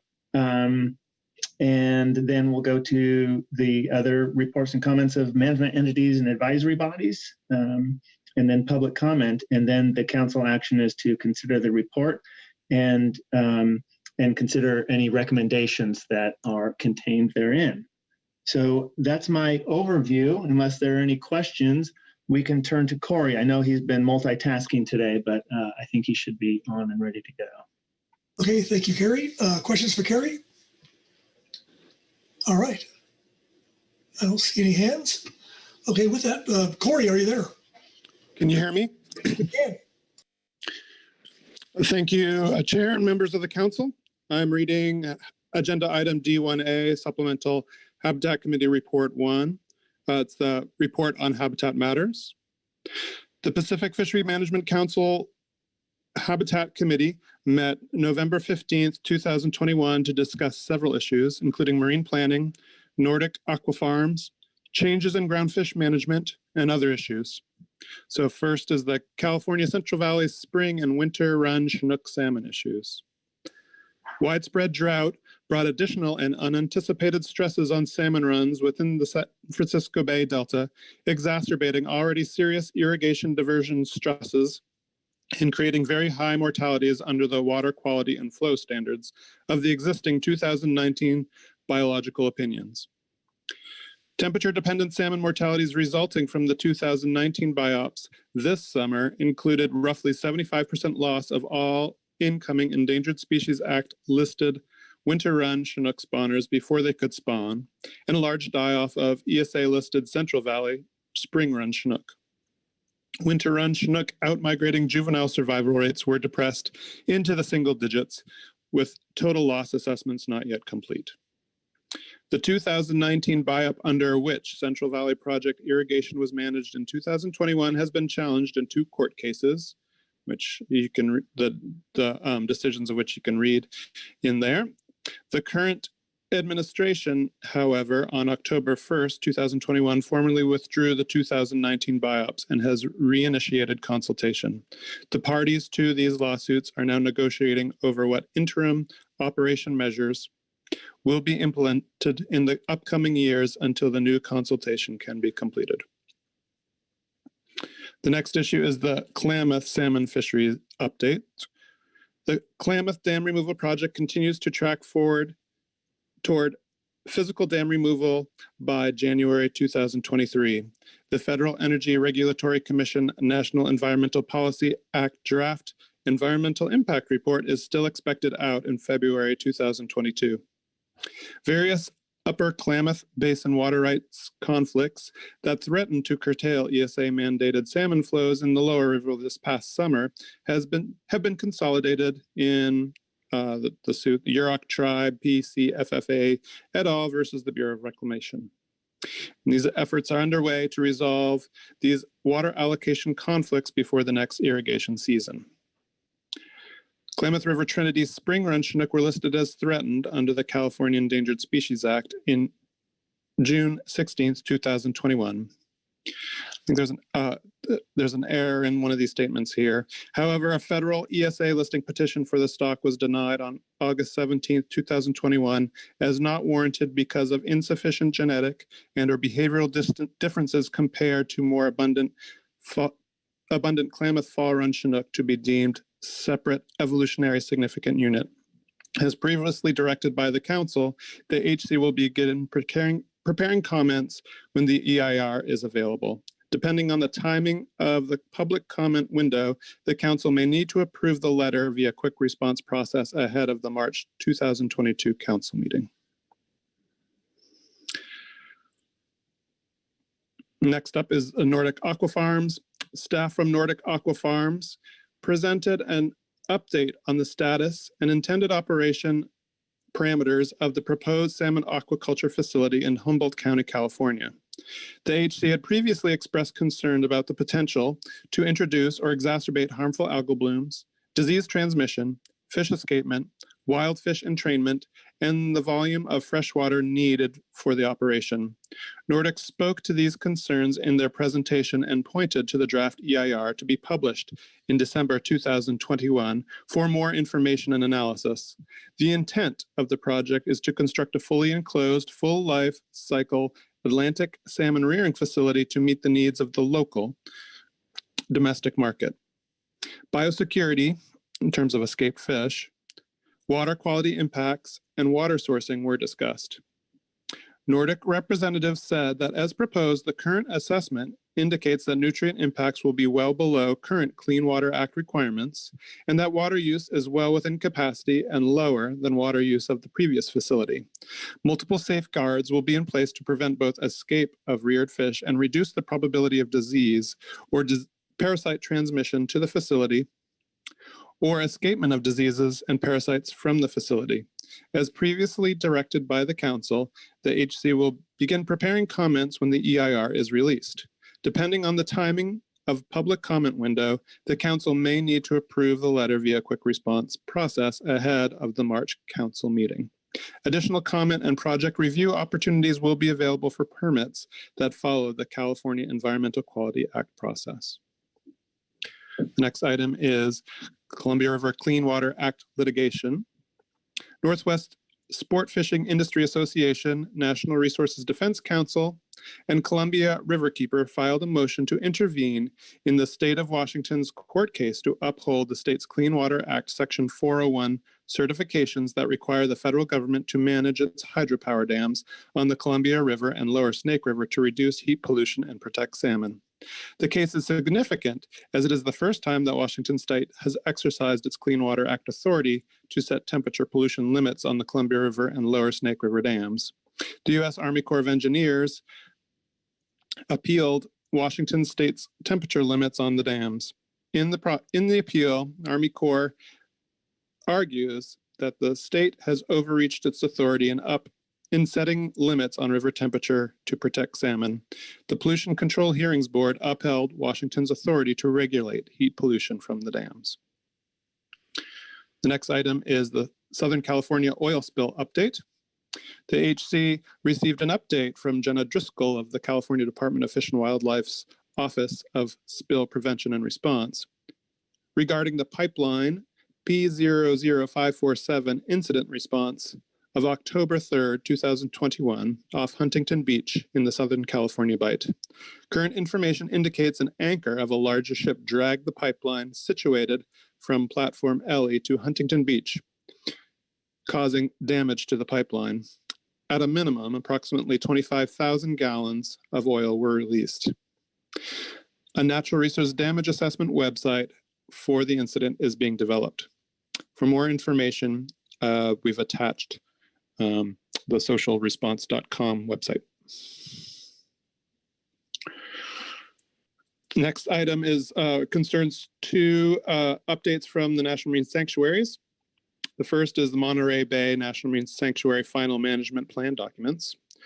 On November 15th, 2021, National Oceanic and Atmospheric Administration released its final management plan, final environmental assessment, and a final rule, which includes minor changes to the regulations of Monterey Bay National Marine Sanctuary. The new management plan includes proposed strategies and action plans for conservation and management of the sanctuary's resources over the coming decade. The regulatory changes reflect input from the Sanctuary Advisory Council and the public. The regulatory changes will allow additional options for protection and restoration of beaches and other coastal areas.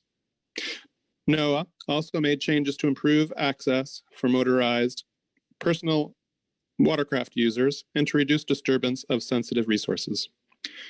The regulations will become effective 30 days after the rulemaking and published in the Federal Register.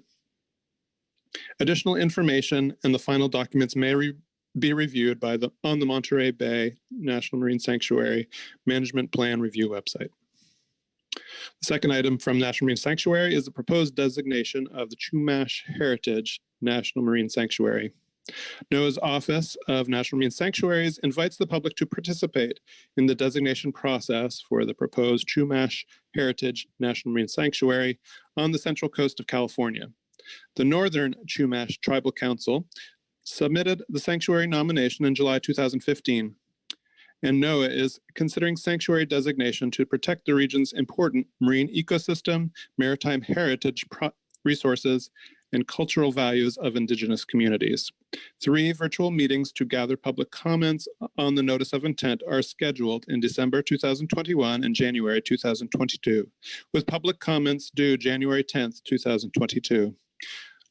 Supplemental Information Report 9 includes additional information and details of the virtual public meetings and public comment information.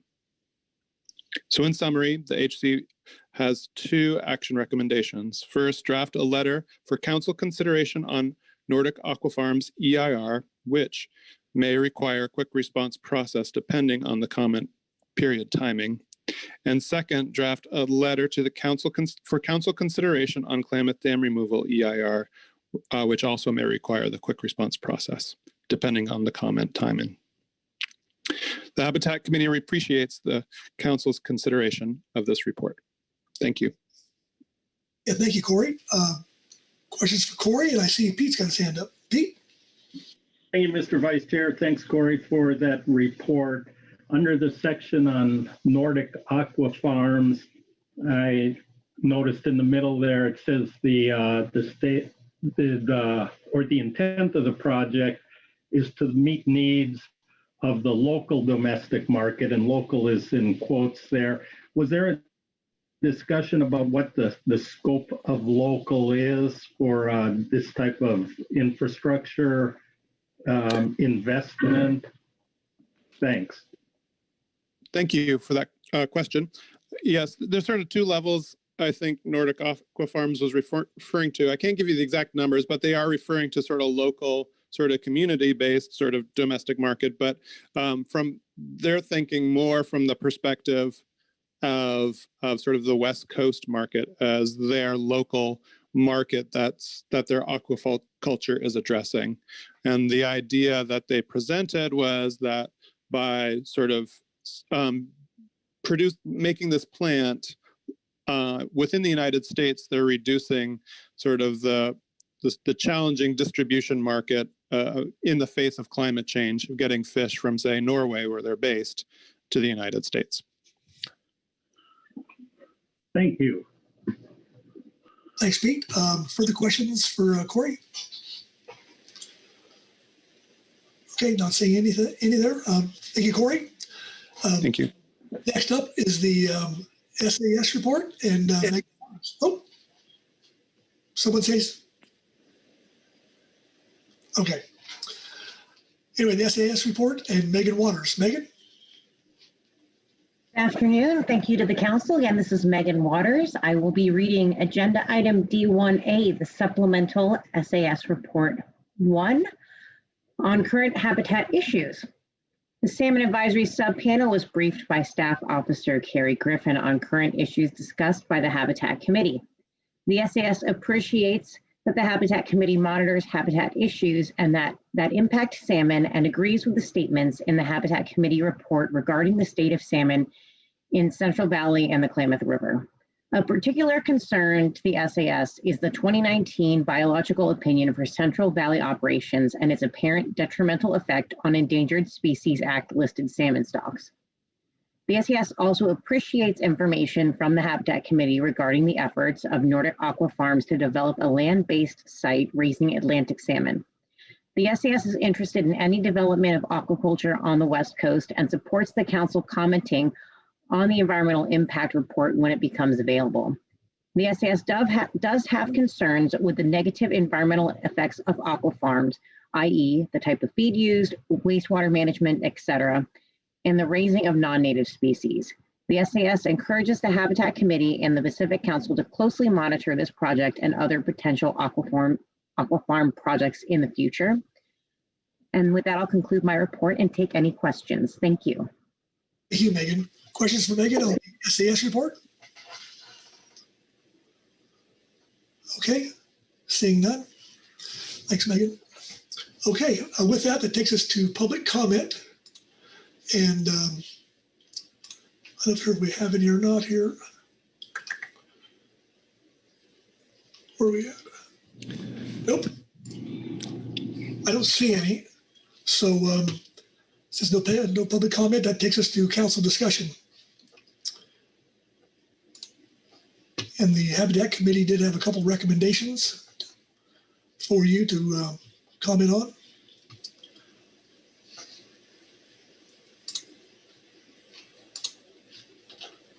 Marcy Urumko. Marcy. Yeah, thank you, Mr. Vice Chair. Thank you, Habitat Committee, for your report on a number of items. With regard to the recommendations that are summarized at the end of the report, I believe the council has previously tasked the HC with drafting letters, both for Nordic Aqua Farms and on the Klamath Dam removal EIR. But I appreciate the HC just reaffirming their plans on drafting those letters, and obviously their plans are to begin drafting once these EIRs are released. And I appreciate the kind of situation they're in, and that they can't start work on that until the EIRs are released. And then there will be a comment period that, you know, they'll be aiming to adhere to. So I certainly agree with their recommendations, and note that either of these letters could require a quick response process from us, depending on the comment period timing. So I think they're just cautioning to us that may be the case. I think we all would hope it's not the case, and that we'd have a little more opportunity in a public forum to review the draft letters and comment on them at our March meeting, if the timing would allow. So I appreciate their recommended path forward on these two items, and otherwise appreciate all their updates on the other items in the report. Thanks. Thank you, Marcy. Further discussion? Karen Braby. Karen? Yeah, thank you, Mr. Vice Chair. I just wanted to also say thank you and agree that the council has approved or encouraged the Habitat Committee to act on our behalf with the response letter for both of those items. And so we look forward to their hard work and helping us with that when those EIRs are released. Thanks. Thanks, Karen. Anyone else? Anyone thinking that's not a good idea? The card in your hand's still up. Okay. Well, Carrie, I think that we have some direction there.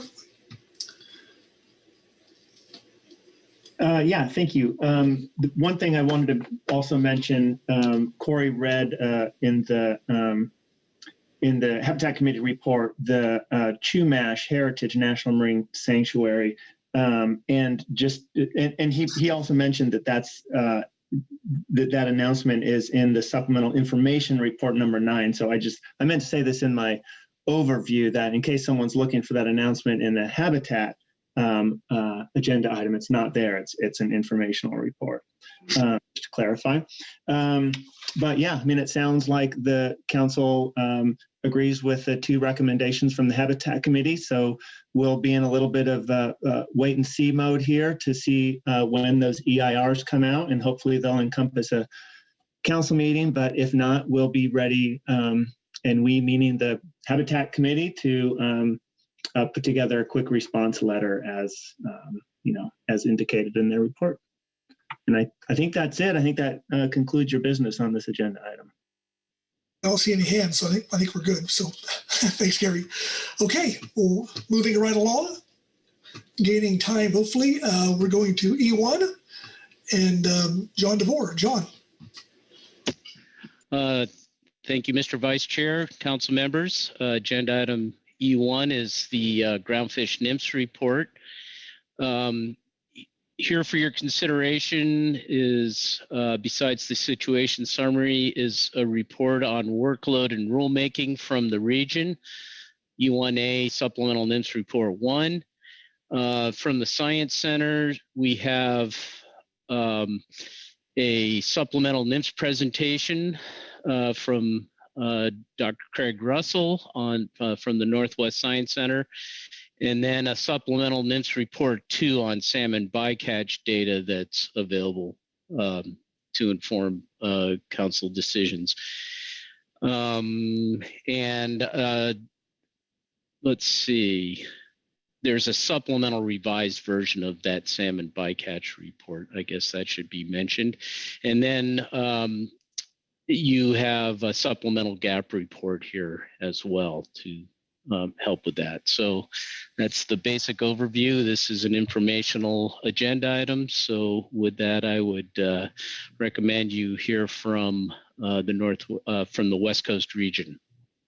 Hey, fantastic. Thanks, John. Questions for John before we go to the next report? Okay, seeing no hands, I'll turn to Ryan. Ryan? Thank you. So I'll be speaking to Supplemental Report 1.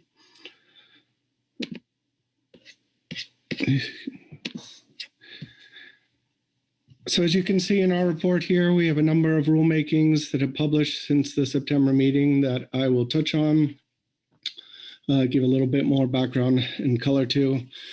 On the electronic monitoring front, we published an interim final rule on October 6th to delay the electronic monitoring program until at least January 1, 2024, as the council, I'm sure, well remembers from our September meeting.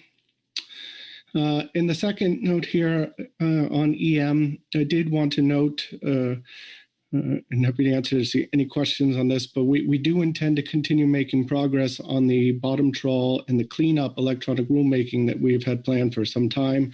During this delay, we would like to publish a proposed rule on that before the end of this year. And again, to be clear, this does not represent a change in the policy from the delay and the commitment that was associated with that, looking into a new model for the EM program, similar to what's under consideration in the North Pacific.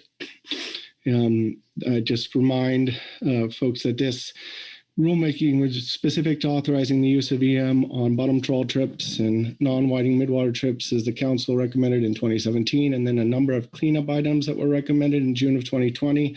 And really, the overarching majority of these actually are not related to third party, but will be relevant regardless of the EM program that we put in place.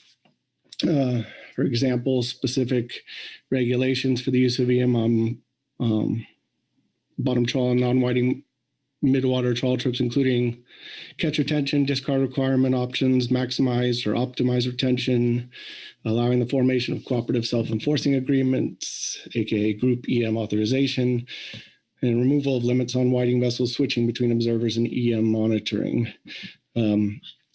Recognize that as associated back with that today, there's a number of questions the council has posed on this. I don't have an update for that at this meeting, but we are optimistic that we will get some answers from that at a national level over the winter and be able to address these in the spring of 2022. And I'll speak to this further in workload planning. Next, since the September meeting, we also published an emergency rule to extend the sablefish primary season and an in-season action to raise the trip limits for sablefish and lingcod. Both of these actions were implemented only for vessels using hook and line gear. Let me give a little bit more background on that here. So West Coast sablefish pot gear fisheries are considered Category 2 fisheries under the Marine Mammal Protection Act's list of fisheries. And that indicates occasional interactions with marine mammals due to occasional incidental mortality and serious injury to ESA-listed humpback whales. So because pot gear fisheries are Category 2 fisheries, NMFS is required to issue a 101A5E permit under the Marine Mammal Protection Act for the take of marine mammals. In order to do that, we need to make a negligible impact determination, or what you might have heard referred to as a NID. The last NID and permit for the sablefish pot gear fisheries was issued in 2013 and expired in 2016. We have now issued a new proposed permit. It was published on October 22nd of this year. The comment period closed just over a week ago, on November 8th. We are considering the public comments made in that and working on the determination whether to issue a final permit and NID. We hope to implement the emergency extension for the sablefish primary fishery for those vessels using pot trap gear once a final, well, assuming if and when a final Marine Mammal Protection Act permit is published, which we are optimistic could occur before the end of this year. And then we did provide some additional flexibility for vessels with limited entry sablefish endorsed permits in that emergency rule for those with pot trap gear endorsements. We also temporarily suspended the 3 permit stacking limit and allowed pot trap endorsed permits to be fished using bottom long line gear in the emergency rule, trying to have as much flexibility as we could while we wait for the Marine Mammal Protection Act process to be completed. And similarly, I've been talking about the emergency rule, but also with the in-season action, if a final Marine Mammal Protection Act permit publishes before the end of 2021, we would also hope to have a second in-season action, providing the higher trip limits for sablefish and lingcod for pot gear vessels too. And then finally, just a few more brief rulemaking updates. Since the September meeting, we published an extension to the emergency rule that allows scheduled processors and motherships to switch sectors during the year. This extension was requested by the industry, and the flexibility provided by that e-rule is now available through the end of this calendar year, December 31st. We also published a proposed rule that amends the VMS ping rates for pink shrimp vessels that were inadvertently not given the exemption from the higher ping rates the council recommended when it completed that action. We did publish a notice here, as you can see, about a forthcoming meeting on seabird cable strikes. This is a follow-up to the discussion that occurred at the ESA work group meeting earlier this year. And we do intend to present the results of 2 research studies on seabird cable strikes in the at-sea whiting fishery. And finally, we completed the reapportionment of tribal whiting allocations to the non-tribal whiting sectors on September 15th through actual notice. And that completes my report, although I know you also have a presentation from the Science Centers. Thank you, Ryan, and thank you for the new acronym. We're always looking for new ones. Questions for Ryan on his report? Okay, seeing none. Thanks, Ryan. And we'll go to Craig Russell, I believe. Craig? Oh, Heather Hall. Heather? Thank you, Vice Chair, and sorry, I've struggled to find my hand raised button, but I just wanted to thank Ryan for the update and for NIM staff working on those in-season changes. We really appreciate the effort that went into that and consideration for that really extended impacts of the pandemic. And so I just wanted to offer that before we move on. Thank you. Thank you, Heather. Anyone else? Okay. I think we're to Craig Russell.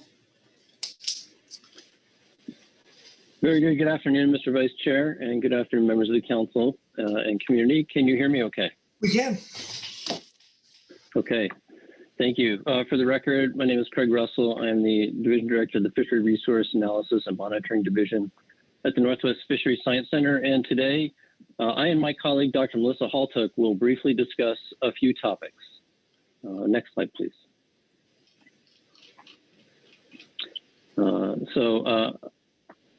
First topic will be real briefly survey updates. You already heard from our director, Dr. Kevin Warner, this morning about those. I just have a few remarks there.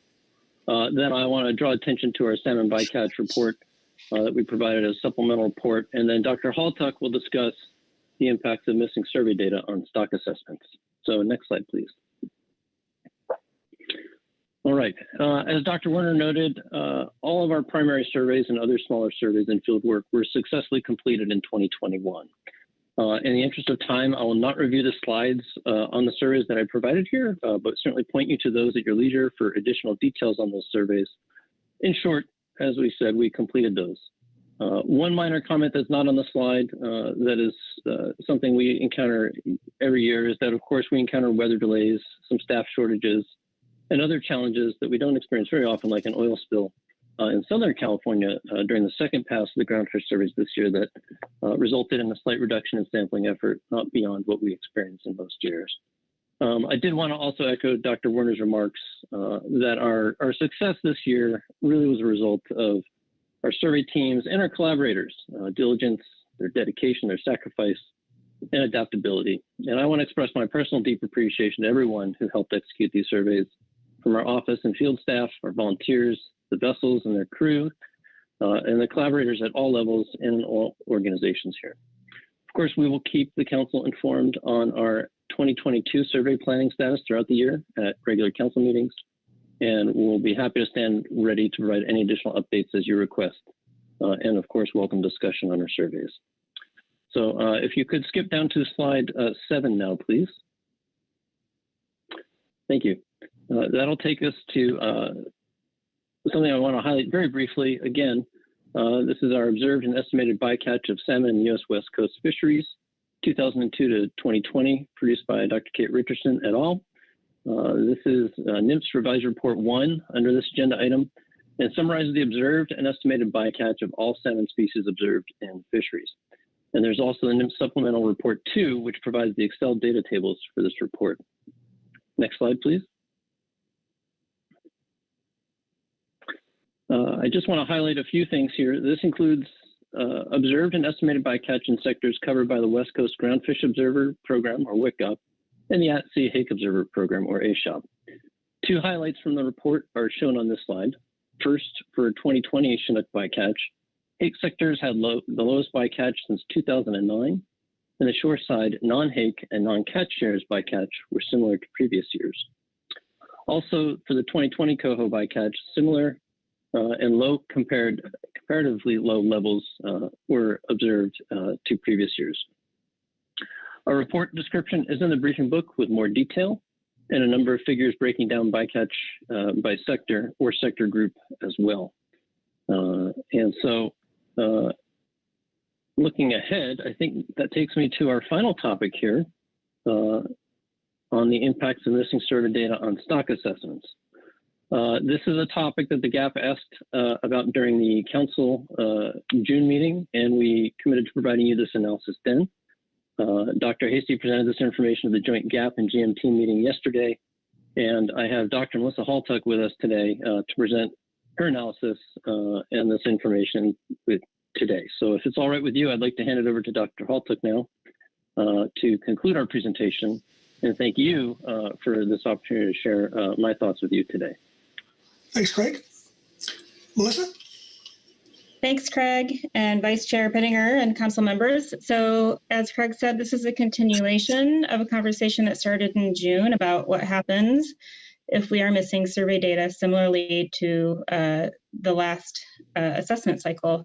And so we ran a couple of scenarios for sablefish and Pacific Ocean perch, eliminating the bottom trawl survey from the most recent year and reducing the amount of survey data to half for 1 year prior. And the take-home message here really is that missing those terminal years of survey data or reducing them increases the uncertainty in our recruitment estimates. And that's really because we have a lack of repeated observations in recent year classes. And commonly our recruitment estimates then drift towards the long-term average. The amount of change in the assessments is really a function of if and at what age a species begins to be observed in the survey and the fishery. These examples do have the recent fishery data. It's also a function of the age at which the species is fully selected by the fishery and the survey and how long it takes that species to reach maturity. Because we only measure stock status using spawning biomass. Next slide. So here you can see the survey indices for both sablefish and for Pacific Ocean perch. And at the end of the time series, you see the red box is the data point that would be eliminated, and the yellow box is the data point that would have the input data reduced by half. And then we've rerun both the data prep for those years and then reran both assessments to have a look at what the impact would have been had we been missing those data points. Next slide, please. So here you can see the sablefish example. We have two plots that are time series of the spawning stock trends on the left and recruitment estimates on the right. And what you can see looking at the spawning biomass over time is that those estimates are highly similar, and there's maybe just a little bit more uncertainty when the data are reduced. But that's really in the early part of the time series where we have our West Coast groundfish bottom trawl survey. Those estimates are highly similar. When you look at the recruitment, you see that really in that blue circle there, it's really only the few recent years that are impacted by those missing survey data. And that's because we see sablefish relatively young or early in their life cycle in our data sets. And so you only see those recruitment impacts in a few years. Next slide, please. So when we look at the details, here you can see a table that shows the time series of estimated recruits and the comparisons between the 2019 benchmark model and the reduced survey model. And then you can see the derived estimates for spawning biomass and summary biomass, as well as the estimated OFLs. And what we see is that in 2016, we have a lower recruitment estimate with the reduced survey data. That then translates into lower forecasted biomass, both spawning and summary biomass.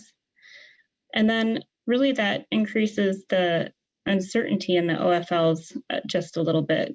And so you don't see a big impact in the spawning biomass estimates because those fish for which recruitment estimates are changing are not yet fully mature. So they're not really, those full year classes are not accounted for in the spawning biomass because they're not mature. Next slide. So here you can see the example for Pacific Ocean perch using the 2017 stock assessment. the same plots as 2 slides prior.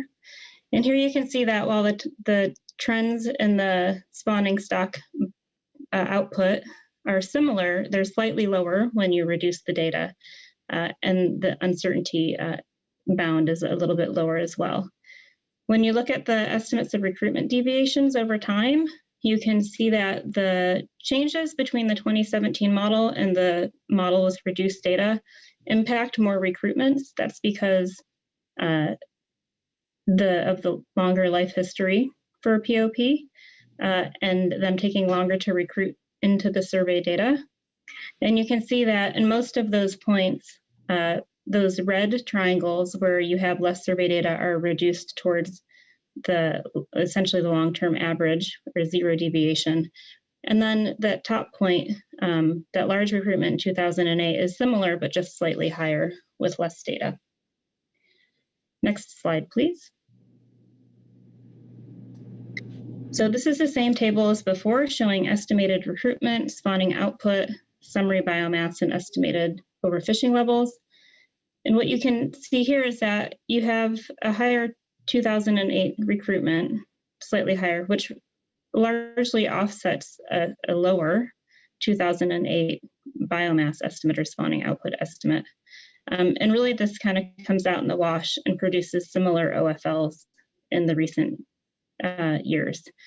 The OFLs are slightly higher in the missing data case because overall the biomass is, the high recruitment and the low biomass are offsetting each other.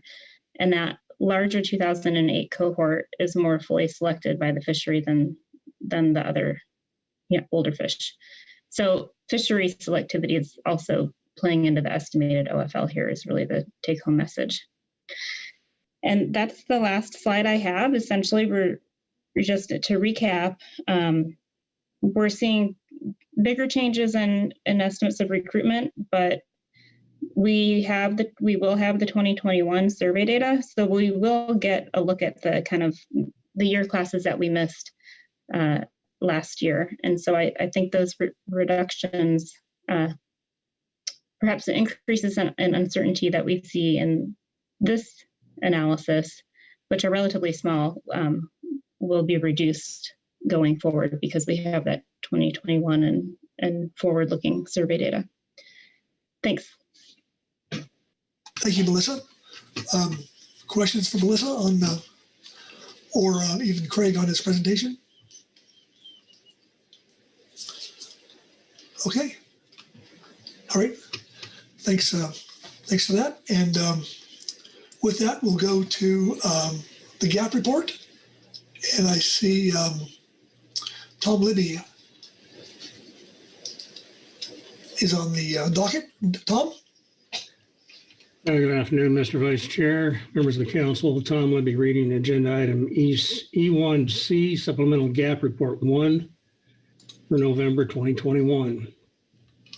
Groundfish Advisory Subpanel Report on National Marine Fisheries Service Report.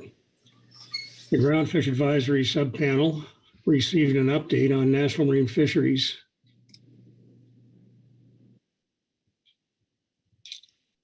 activities from Mr. Craig Russell, Dr. Jim Hasty, and Ms. Keely Kent. We offer the following comments. The GAP appreciates receiving these regular updates at our meetings and thanks Ms. Kent, Mr. Russell, and Dr. Hasty for their time and information. Of particular interest, the GAP is pleased that the 2021 research surveys were completed as planned and scheduled. The GAP also thanks the West Coast Region staff for their efforts to timely implement 2 emergency rules during 2021 that provided significant benefits to the fishery participants. With respect to the information provided by Dr. Hasty about the suspension of research surveys in 2020 due to the COVID-19 pandemic and the potential impacts on future stock assessments, the GAP thanks Dr. Hasty for his preliminary analysis. The GAP is keenly interested in this topic and will continue to track it as potential impacts and their mitigation are considered further in advance of future stock assessments. That concludes the GAP statement. Yeah, thank you, Tom. Questions for Tom on the GAP statement? Chuck Tracy. Chuck? Thank you, Mr. Vice Chair. Thank you, Tom, for the report. Just wanted to ask you about the emergency rules that were implemented. I assume you're talking about the sablefish fishery and the whiting mothership catcher processor limitation.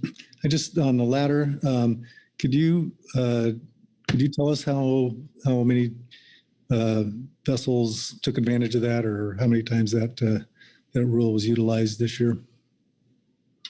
No, I'm sorry, I can't say. That wasn't really discussed in our conversations. Thank you. Okay.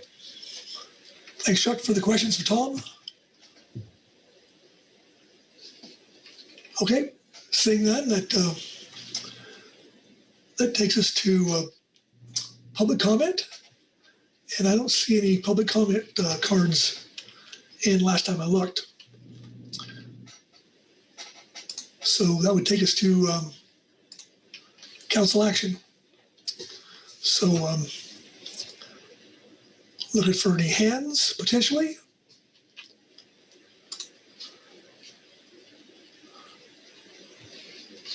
I'm not sure if there's any guidance there or not, but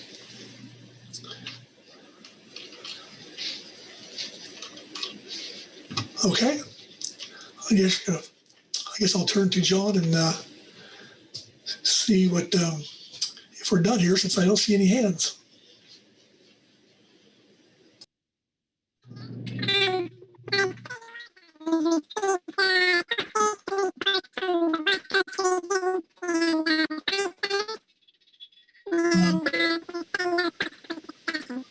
I'm hoping that's a technical glitch, because if that's you, John, speaking, you sound like you've swallowed a bottle of helium.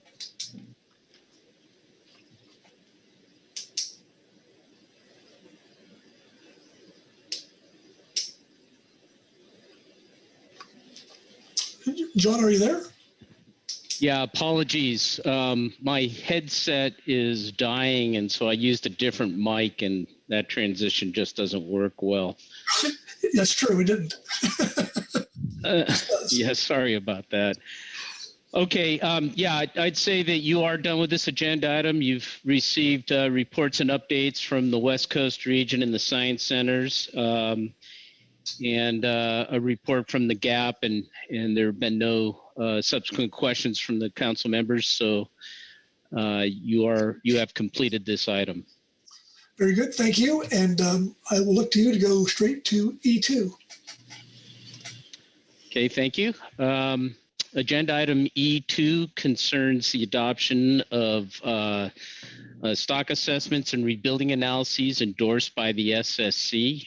We have 4 assessments that have been conducted this year that have yet to be adopted. You have the 2 copper rockfish assessments in California, north and south of Point Conception. Those are attachments 1 and 2. And then building upon those assessments, we have a rebuilding analysis for the southern copper population in attachment 3. Attachment 4 is the California quillback rockfish assessment that is up for adoption at this time. And then attachment 5 is the rebuilding analysis that uses that quillback assessment as the basis for projecting rebuilding alternative harvest control rules. Further, you have attachment 6, which is the spiny dogfish assessment. All 4 of those assessments have gone through significant additional review based on council decisions in June and September. And so what is hopefully going to be really informative here will be the supplemental SSC report under this agenda item, which talks about the reviews that the SSC has done and their recommendations for this. And then additionally, you have a gap report under this agenda item as well. So just to make it very clear, because this was a point of confusion with some of our advisors, the only action here is to adopt SSC endorsed stock assessments and rebuilding analyses. Subsequent decisions on that rely on the results from these analyses will come under E3 and E5. So the only action here is just adopting those assessments and rebuilding analyses endorsed by the SSC. Okay, thank you, John. Questions for John before we go to the SSC? Okay, seeing no hands, go to the SSC, and I believe Jason Scheffler is probably going to start us off. Jason? Thank you, Mr. Vice Chair. I am Jason Schaffler from the Muckleshoot Indian Tribe and a member of the SSC, and I will be reading Agenda Item E2A, the Supplemental SSC Report 1. The Scientific and Statistical Committee received a report from Dr. Andre Punt on the results of the Groundfish Subcommittee meeting held via webinar on September 29 to 30, 2021. The Groundfish Subcommittee and Dr. Matt Cieri from the Center for Independent Experts reviewed the additional sensitivity analyses to the spiny dogfish assessment, sensitivity and rebuilding analyses for copper, for California copper and quillback rockfish, and stock and management delineations for copper and quillback rockfish. The subcommittee report is appended to this statement. The stock and management delineation recommendations from the SSC are reported under agenda item E3A.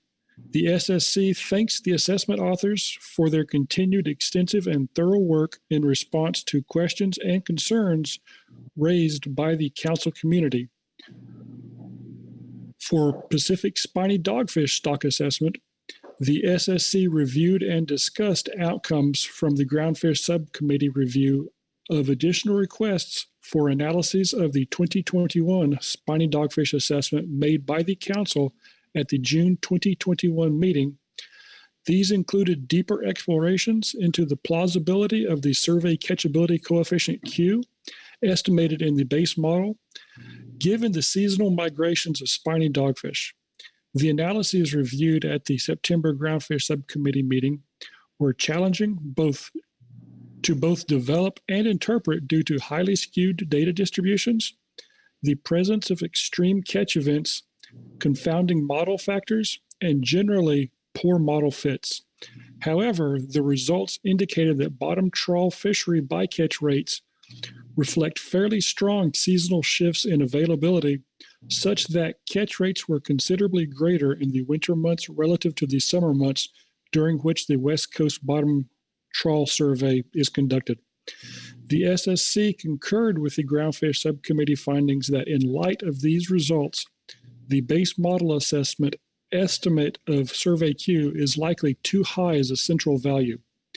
The SSC also concurred with the findings that the analyses did not provide a basis for informing either a prior or prior estimate that would better inform the survey Q in the model.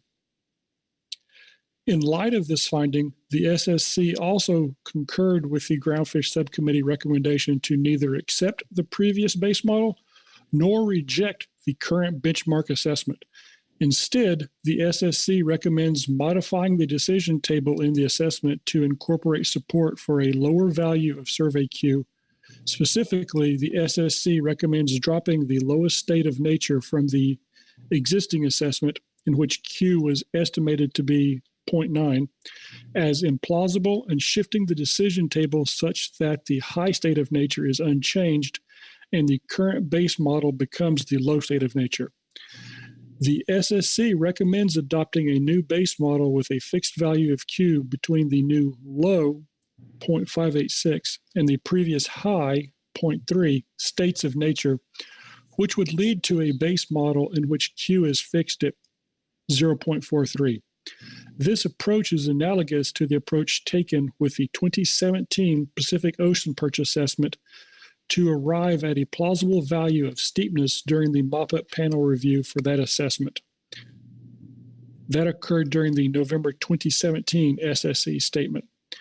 As this result is an effective narrowing of the uncertainty presented in the decision table, which is contrary to the recognition of greater uncertainty in the model provided by the additional analyses. The SSC also recommends that the low, base, and high states of nature not be assigned specific probabilities, as is typically done with decision tables. The SSC endorses the 2021 full assessment of spiny dogfish with these modifications as providing the best scientific information available and suitable for informing management decisions. However, the SSC recommends that this approach be viewed as a short-term solution for providing management advice for spiny dogfish. The SSC recommends that the stock be assigned to Category 2 and that the next spiny dogfish assessment be a full assessment. The SSC recommends that this full assessment be conducted as soon as practicable while recognizing the need to conduct the survey to better inform the next assessment with respect to seasonal migration, survey representativeness, and the potential for developing a transboundary assessment with Canada, which would be more appropriate in light of the observed migration patterns.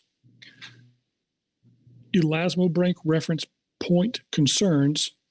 The SSC also discussed the appropriateness of the current target spawning potential ratio in light of the extremely low productivity and fecundity of dogfish, previously described in a November 2020 statement. Specifically, due to their life history, fishing at the target SPR of 50% may not be sustainable. However, a meta-analysis comparable to those conducted for other groundfish life history types, such as flatfish, to inform a potential new target is not likely to be informative due to the limited number of species with this type of life history. The SSC recommends that the spiny dogfish stat conduct simulations and research that could identify harvest policy that would allow the stock to be maintained at a range of target levels based on the revised base model. The SSC recommends that this issue be revisited at a workshop or meeting prior to the next management cycle and will consider additional options as part of future meeting planning. For California copper rockfish stock assessments, the SSC discussed the Groundfish Subcommittee findings regarding the influence of additional age estimates for copper rockfish developed since the June meeting, which provided the opportunity to evaluate whether there was sufficient change in growth estimates and associated model results to consider changing the previously accepted assessment. For the Southern California assessment, the SSC agreed that the addition of new age data led to growth parameter estimates that were very similar to the base model estimates. Consequently, the SSC recommends that no change be made to the accepted base model for Southern California copper rockfish. For the Northern California model, the results indicated that some sensitivity to changes in the asymptotic growth parameter L infinity, specifically that L infinity could be lower in this region relative to other areas, which would infer a slightly less depleted stock. Careful evaluation based on likelihood profiling suggested that the estimated differences fell outside the range expected by the model, although this could have been due to the very limited number of estimates from larger individuals, recognizing that there was also a paucity of data from smaller individuals.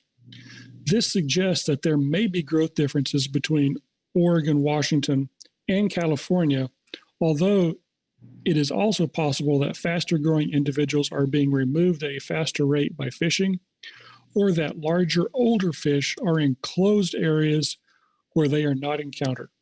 However, the changes in age and growth estimated in the assessment with the limited additional data available at present were insufficient to consider either revising or rejecting the previous base model for Northern California copper rockfish.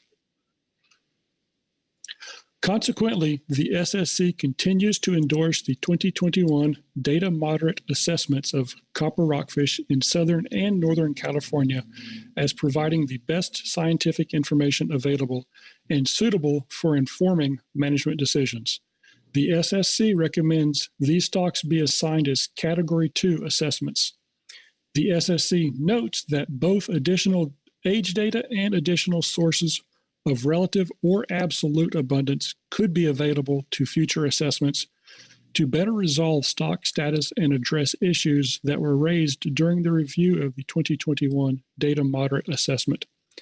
These include indices based upon the California Cooperative Fisheries Research Program, which monitors the state marine protected area network, recreational fishery catch per unit effort indices, and state remotely operated vehicle survey indices. Consequently, the SSC recommends that future assessments be full assessments, although the SSC recognizes that updated data moderate assessments could be feasible. The SSC reiterated that obtaining life history data needed for these stocks remains a very high priority, particularly for smaller and younger copper rockfish in all waters. The SSC also continues to emphasize the importance of collecting data within the California Marine Protected Area Network, given the concerns raised in these and other assessments, as well as between inshore and offshore habitats, to better support evaluations of localized and regional differences in exploitation rates and demographic structure. The SSC reviewed the rebuilding analysis for Southern California copper rockfish and confirmed that the analysis appears to be technically correct. The rebuilding analysis indicates a minimum rebuilding time of 10 years and a mean generation time of 17 years, but also indicated that most rebuilding strategies identified in the terms of reference for rebuilding analyses did not achieve rebuilding by a Tmax of 2033 with at least 50% probability. Essentially, only rebuilding strategies with SPR rates greater than 0.935 had at least a 50% probability of rebuilding by Tmax. These strategies were associated with removals of approximately 2 metric tons in 2023. As the current SSC recommendation regarding status determination is to pool the results of Southern and Northern California assessments, the SSC did not request that additional scenarios be developed for this rebuilding analysis. California quillback rockfish stock assessment. The SSC discussed the sensitivity analyses of the California quillback rockfish stock assessment to new age data reported by the Groundfish Subcommittee. The additional California data were very sparse, particularly with respect to data from younger, smaller individuals, so a new California-specific growth curve could not be estimated from the available data. Consequently, the SSC continues to endorse the 2021 data moderate assessment for California quillback rockfish as a Category 2 stock assessment for use in stock status determination. With respect to future stock assessments, the SSC continues to emphasize the paucity of data for this species will be a key constraint to improving future assessments. Although there are several potential data sources that should be more rigorously evaluated to determine whether they could potentially inform either a full or data moderate assessment model in the future. The SSC recommends deferring decisions regarding the type of future assessments pending a more robust evaluation of these potential sources of information and what data are needed to inform the composition of the stock in closed areas not reflected in the assessment, in addition to growth considerations. California quillback rockfish rebuilding analyses. The SSC reviewed the rebuilding analysis for California quillback rockfish and confirmed that the analysis appears to be technically correct. The analysis assumed catch estimates as provided by the GMT for 2021 and 2022, and uncertainty was based on differences in natural mortality consistent with the states of nature reported in the assessment, and variability in future recruitment, assuming a deviation with sigma R of 0.6. The analysis estimated a minimum time for rebuilding of 17 years, giving a T-min of 2040, and a mean generation time of 26 years, which leads to an estimated T-max of 2066. The rebuilding analysis reported a sensitivity in which the model assumed asymptotic selectivity early in the time period and dome-shaped selectivity in the latter period to capture changes in selectivity due to depth restrictions. The results were comparable to those in the base model, thus this change was not recommended in the base rebuilding analysis. Additional stock assessment considerations. The SSC also discussed stock and management delineations for copper, quillback, and vermilion sunset rockfishes, and the SSC recommendations for each of these are reported in the SSC statement on agenda item E3. The SSC notes that the process of recommending stock and management delineations would have been more objective had a priori criteria for deciding whether or not to combine assessment areas for purposes of status determination been established prior to adopting the assessments. The SSC will update the stock assessment terms of reference to ensure that stock assessments specifically address the rationale for spatial structuring of assessment models and provide a summary of information that could inform decisions regarding status determinations. The SSC notes that while assessments can be pooled for status determination with sufficient justification, it would not be feasible or appropriate to disaggregate an assessment for separate status determinations, such as areas north and south of the 4010 line. Defining substantive change in stock assessments.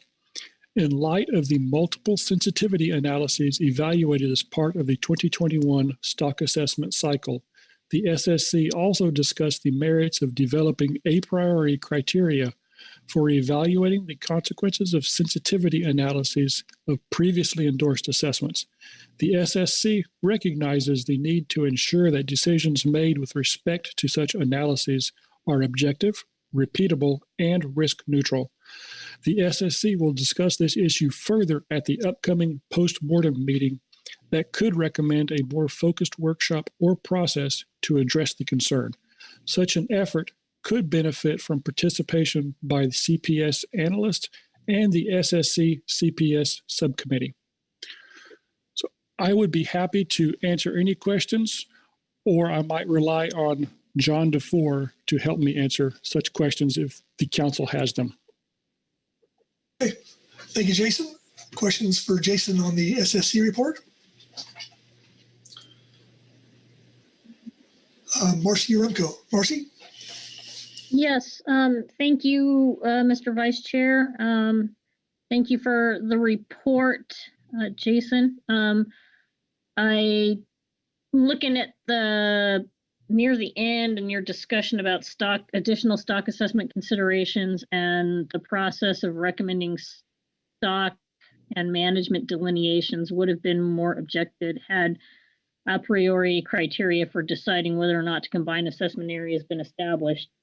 And then you talk about the TOR to ensure the stock assessments address rationale that's used for structuring the assessment. But is the SSC recommending here that there be some established criteria whether to combine assessment areas? Is that something, I'm a little unclear on exactly what you're recommending the next steps be. So maybe you can elaborate a little. Jason? Yes, thank you. Thank you for the question. And I would ask John DeVore if he could potentially help me out with the answer to this, as groundfish assessments are not my specialty. Okay, yeah, I'll take a shot at this. The SSC goes into much more detail in their E3 statement about the types of things they would need to see to consider for making stock delineation recommendations. But in general, what this concept is talking about is developing criteria in advance of deciding how to conduct the assessment, so that that could help stats in how they would aggregate stock assessments, what areas they would manage. But you'll see in their E3 statement when it comes out that they're looking at things like primarily, is there genetic information, especially for genetic markers that we're really concerned about, that would be useful in determining a stock delineation. The next tier of information would be evidence of adult movement or lack thereof, followed by evidence of larval dispersion, and then finally they'd be looking at just demographic changes, things like areas where fisheries have been managed quite differently, and you'd expect changes at the population level based on that. But they just had a little bit of a problem with coming in after the fact to make these stock delineation calls. They understood the necessity of that, and they're just advancing the concept of coming up with a priori criteria so that those decisions can be made in advance of even conducting the assessment. Marcy? Thank you, Vice Chair Pettinger. Thank you, Mr. DeVore. That helps a bunch. So the place to support that concept and that plan that you just laid out, would that be under E3 or here under E3?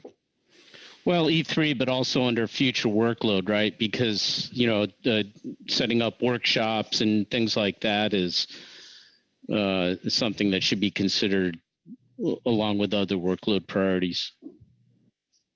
Got it. Thank you. Okay. Thanks for that, Marcy. Further questions for SSC? Corey Ridings. Corey? Thanks, Mr. Vice Chair. Thanks, Jason. I just wanted to quickly clarify. You mentioned the elasmobranch reference point concerns, and it sounds like the SSC is looking to have some sort of workshop or a meeting, and that just to be clear, are you planning to talk about that under workload planning? Will we see something from the SSC there? Thank you. I believe the SSC will discuss this further during the mop-up meeting in early January. Correct me if I'm wrong, John. Well, it's the post-mortem meeting. The post-mortem. Sorry. Thank you. Okay. Further questions? Okay, I'm not seeing any hands. Thank you, Jason. And with that, we'll go to the GAP report and Gary Ricker. Gary. Good afternoon, Mr. Vice Chair. Great to hear your voice. Be reading from agenda item E2A, Supplemental GAP Report 1, Groundfish Advisory Subpanel Report on Adopting Stock Assessments.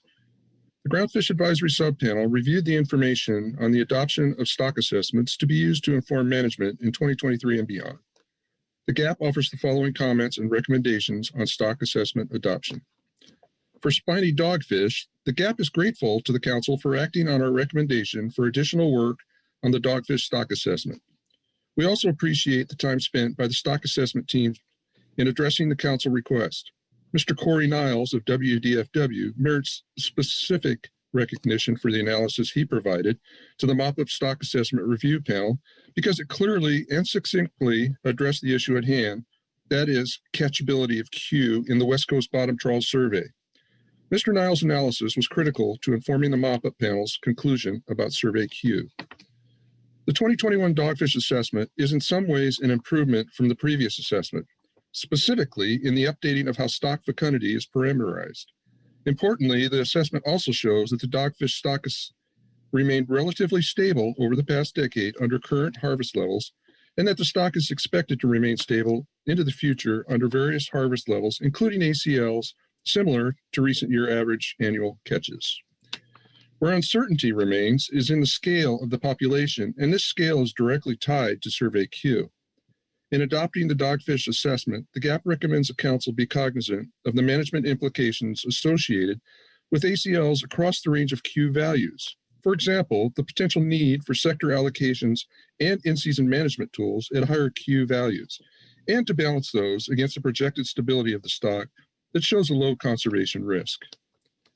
For California copper rockfish, south of Point Conception, and California quillback rockfish, the GAP is appreciative of the further evaluation and analysis undertaken by the Scientific and Statistical Committee and STAT at the September mop-up review panel. The GAP understands that the current data moderate assessments are considered the best scientific information available per the terms of references for these type of assessments. However, fishery participants continue to believe that these assessments do not accurately reflect what fishermen are experiencing. In Northern California, the estimated status of quillback rockfish does not match what fishermen see in their catches. Participants south of Point Conception believe there are significant inconsistencies in the model data trends that suggest recent declines in copper rockfish populations. This is not at all consistent with population trends we have observed in many other stocks that have been assessed in the Southern California Bight in recent years, such as cowcod, bocaccio, chili pepper rockfish, and blackgill rockfish. The GAP continues to believe there should be immediate action taken to have both California copper rockfish and quillback rockfish in California assessed as full benchmark assessments as soon as is possible. The GAP believes incorporation of comprehensive age data and fishery-dependent indices in a full assessment is warranted given the serious fishery impacts that will likely ensue under rebuilding plans for copper and quillback rockfish. This could easily shut down the deeper nearshore fishery for both sport and commercial fishermen, resulting in millions of dollars in losses to both those sport and commercial fisheries. We expect to address financial impacts in further detail in the upcoming subsequent statements. And Mr. Vice Chair, I have Mr. Dan Waldeck standing by. Should there be any questions specifically to spiny dogfish? And I'd try to answer any other questions you might have, or the rest of the folks. Thank you, Gary. Questions for the GAP?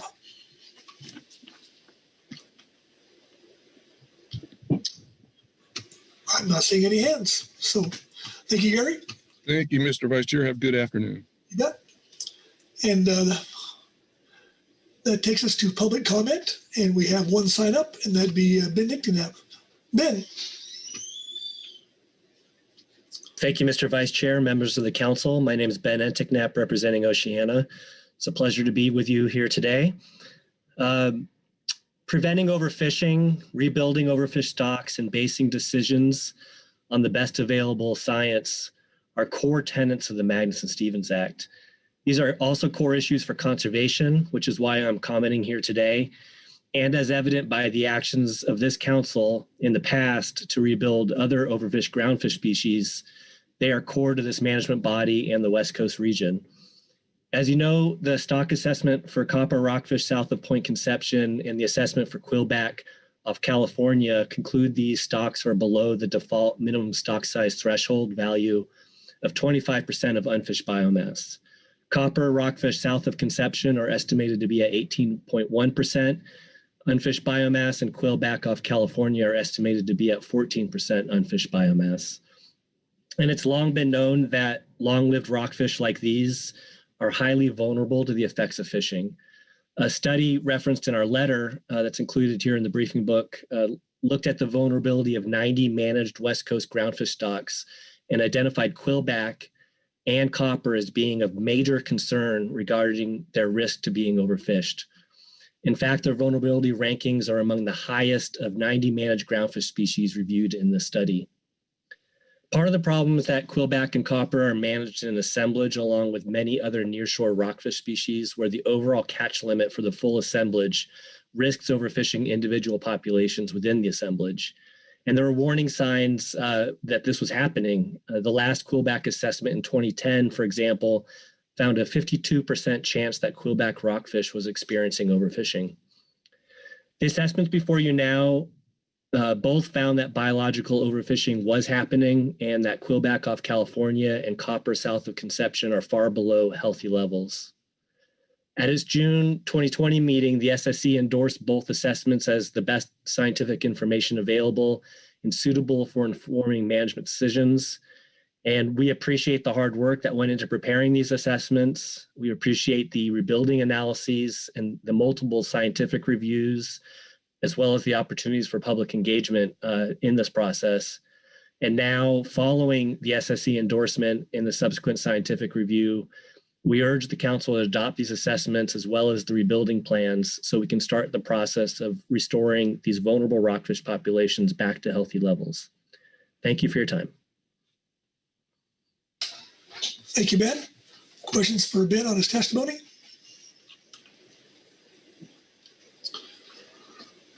Okay, I'm not seeing any hands. Thanks, Ben.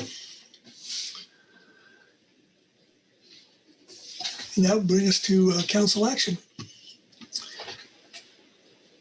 And with that, I look for some hands to get us going here.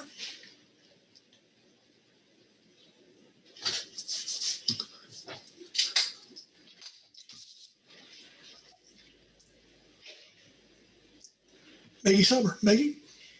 Thanks, Vice Chair.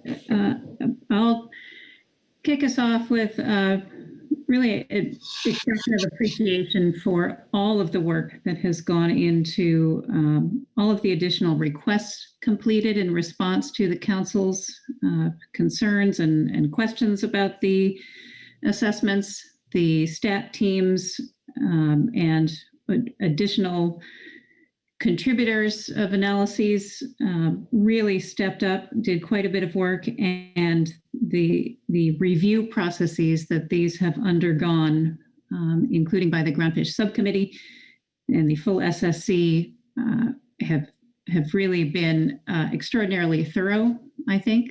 They may not have answered every question we have. We certainly have some outstanding areas where we all recognize we would like to have more information. But I did want to recognize the tremendous effort that has gone into bringing us all to this point and our understanding of the current status of these stocks based on the information we have before us. I think with that, I will note that at your pleasure and after the council has had any other discussion we may wish to, am prepared to offer a motion regarding the spiny dogfish assessment. Okay, thank you, Maggie. Further discussion?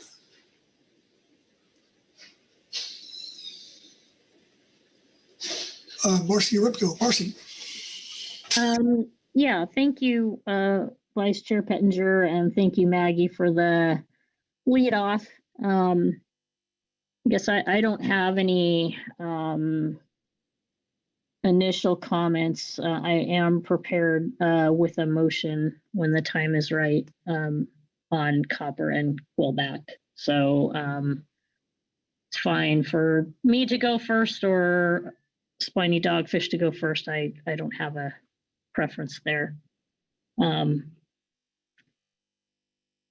So I guess I'll pause for a minute, see if there's a preference. Well, your hand is still up, Marcy. Okay. Well, if I guess I'll pass it back to you for a minute to see if there are any other opening remarks before we get into motions. Thanks. Thanks. Further hands for discussion? I'm not seeing any. So I guess I would entertain a motion.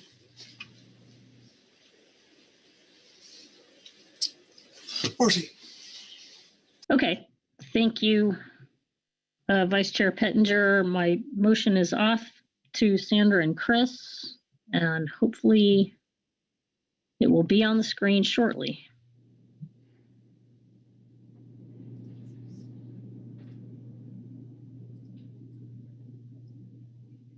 There we go. Thank you. Oh, I forgot the beginning. I move the council approve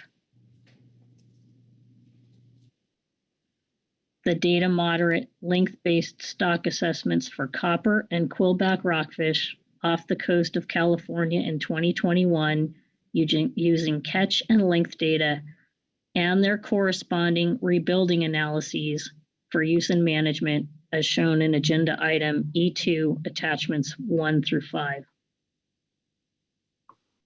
Okay, thank you. Is that language like your motion? Yes, it does. Thank you. Thank you. Looking, Bob Dooley for second. Thank you, Bob. Marcy, please speak to your motion. Well, okay. Guess I'll just start by saying this is a tough day. This motion starts in motion a very painful series of steps to establish specifications and management measures and potentially consideration of in-season actions to use these assessments in management. That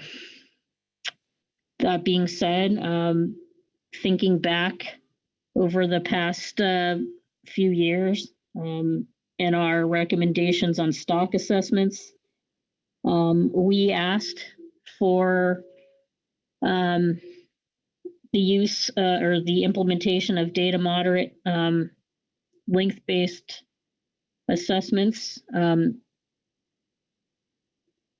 believing on recommendation of the SSC that these tools would help get us new information, perhaps more efficiently on stock status and abundance.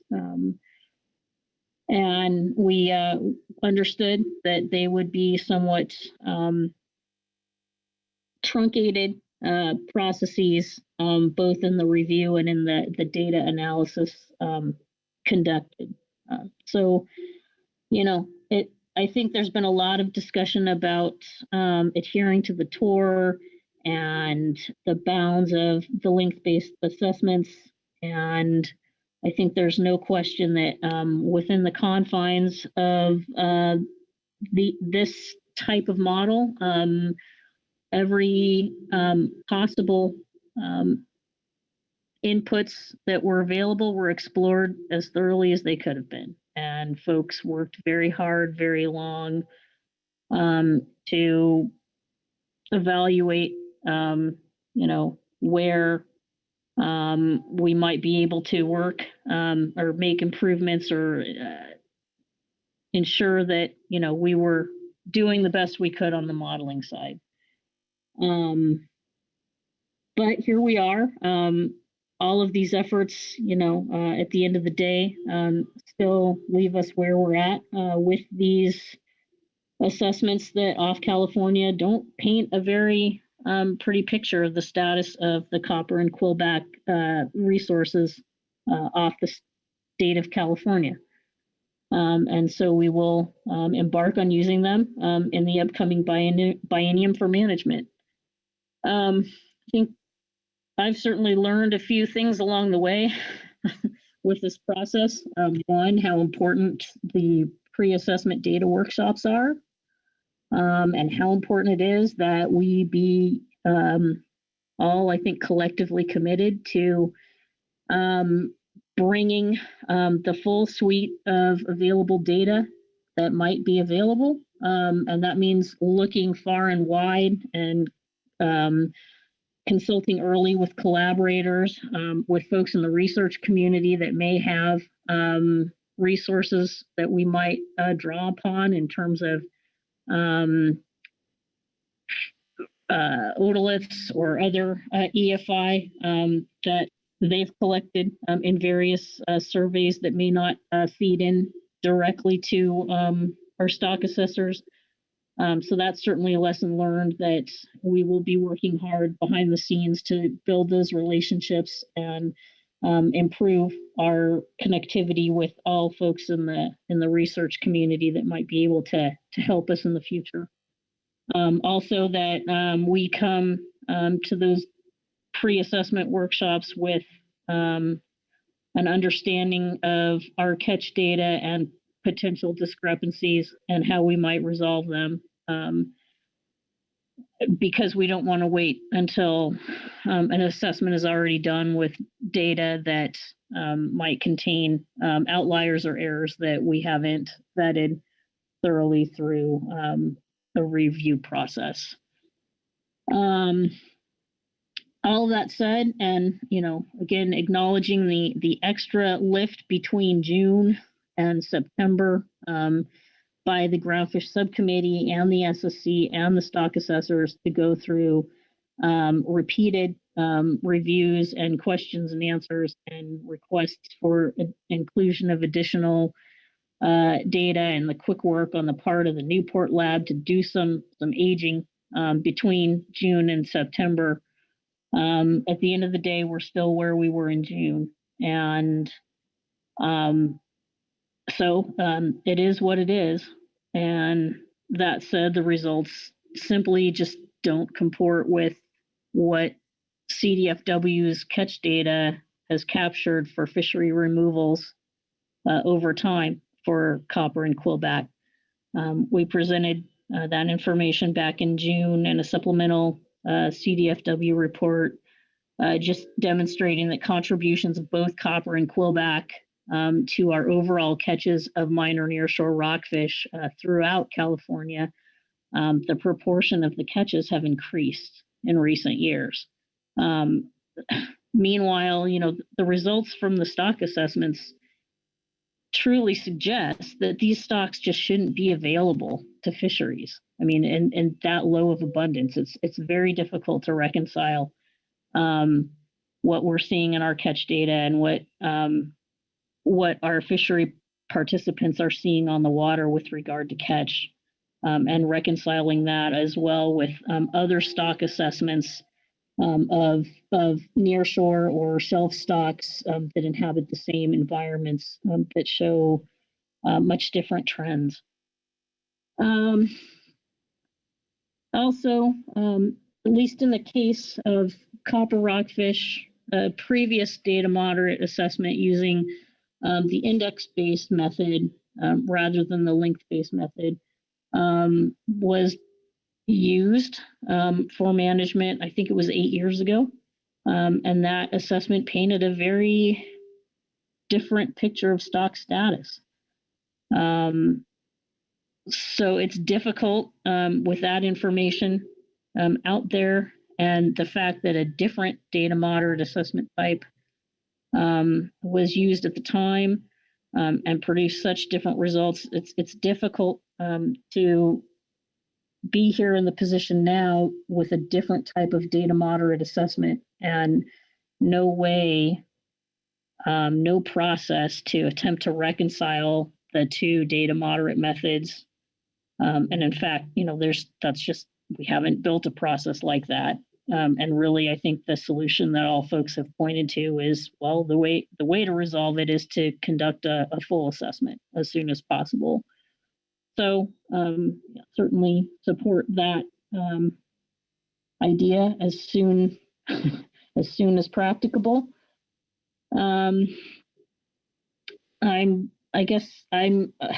We're at the point where there really is no alternative at this point. In consultations with other management entities, there is nothing to do here in this agenda item other than accept the SSC's recommendations. They've determined that these assessments are BSIA and suitable for management. So with this motion, we just must follow the protocol, and we'll move ahead with the next step in the process.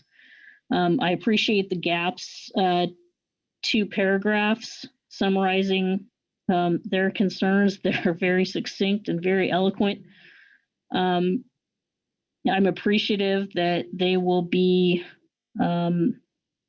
bringing to us in subsequent statements remarks about the financial impacts to our fisheries.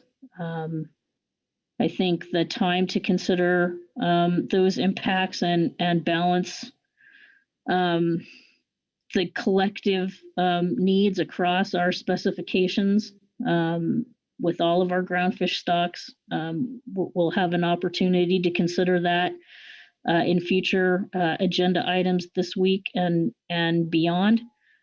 So I'll be very much tuned into what they bring to us in terms of the consequences and also the possible solutions that we'll be looking to with these resulting specifications. I think we'll have no choice but to turn to other alternatives and other targets, and we look forward to the opportunity to explore other opportunities that may be available on the shelf, in particular, to potentially somewhat mitigate some of the losses that I expect that we will be faced with in the near shore.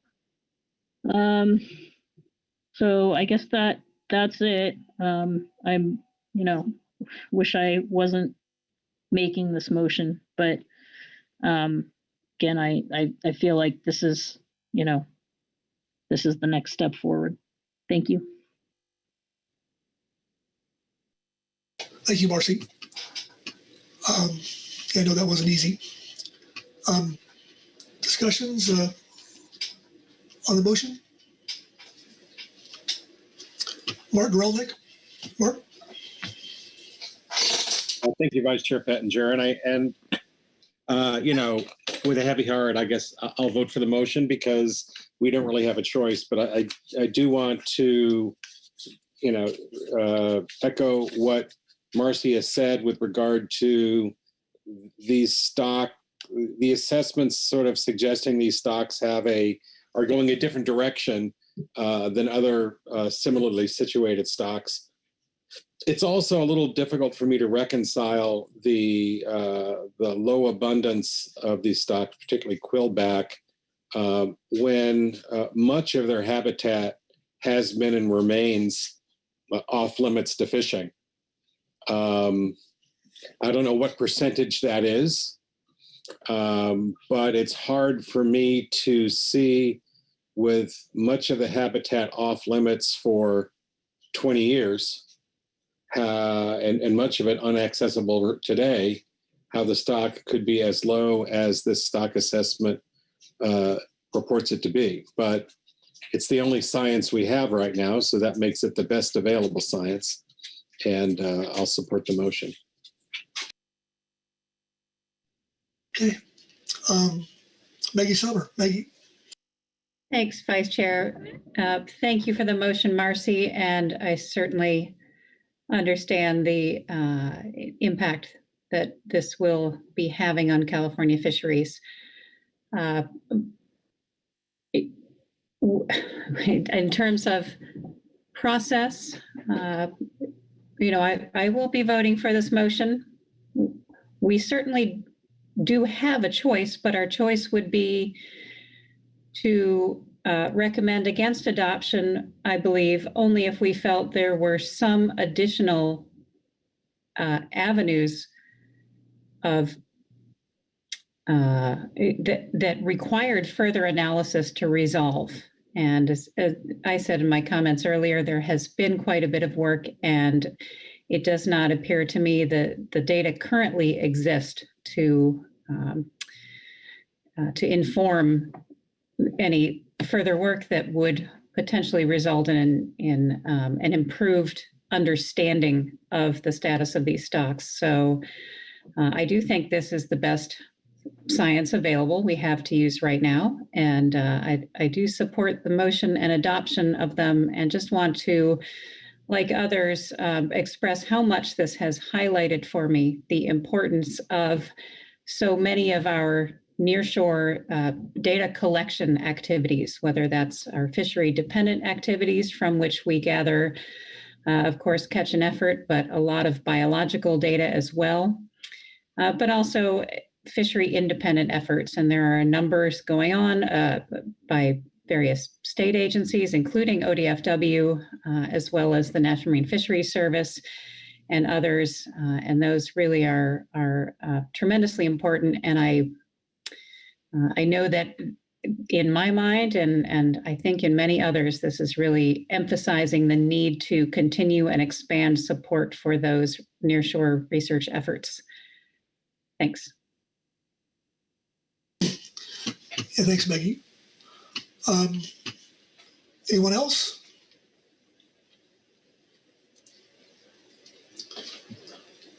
Okay. Well, not seeing any hands, I'll call for the question. All those in favor signify by saying aye. Aye. Aye. Opposed? Abstentions? Motion passes unanimously. Okay. We have one left, and I know Maggie said she had it ready to go, so if no one else is going to raise their hand, we will go to Maggie. Maggie? Thank you, Vice Chair.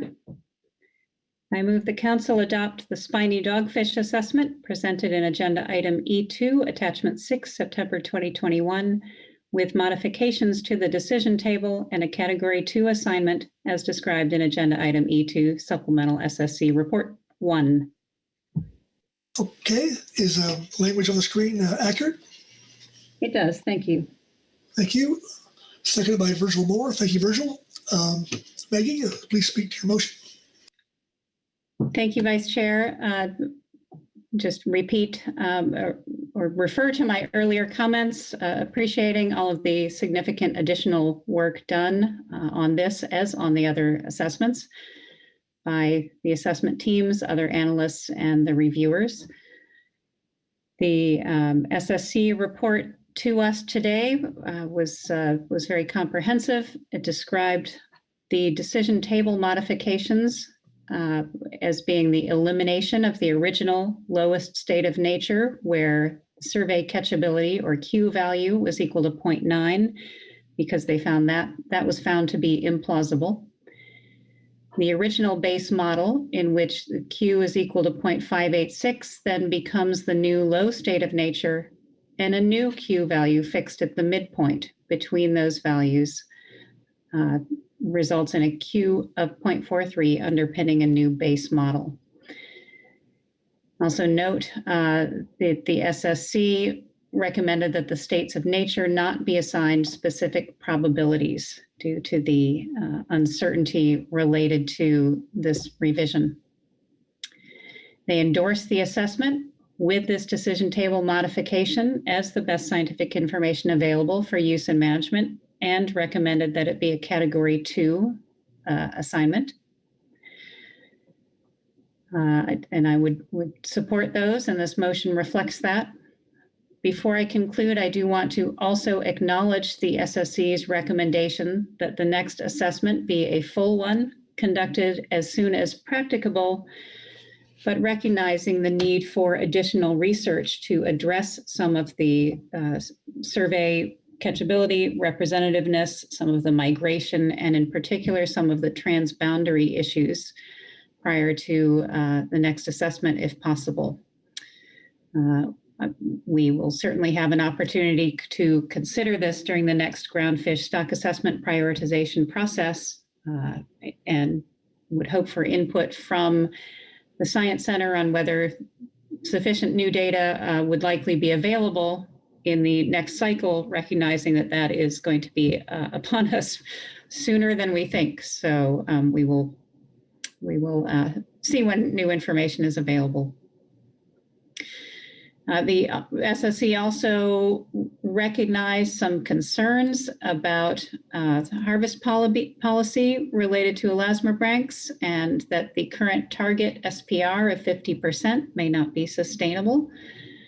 We saw a little bit of recommendation on that in the report, and then heard some discussion and question and answer. And it is my current understanding that the potential for further work by the stat and potentially a workshop might occur during the stock assessment post-mortem meeting. And so we will maybe be looking to see what comes out of that for scheduling and when some work can be done on that line. And finally, before I conclude, I want to also acknowledge the GAP recommendation that the council keep in mind the management implications associated with the harvest specifications that will result from application of this decision table, and note that as we have said, we will be addressing those under upcoming agenda items. Thank you. Thank you, Maggie. Discussion on Maggie's motion.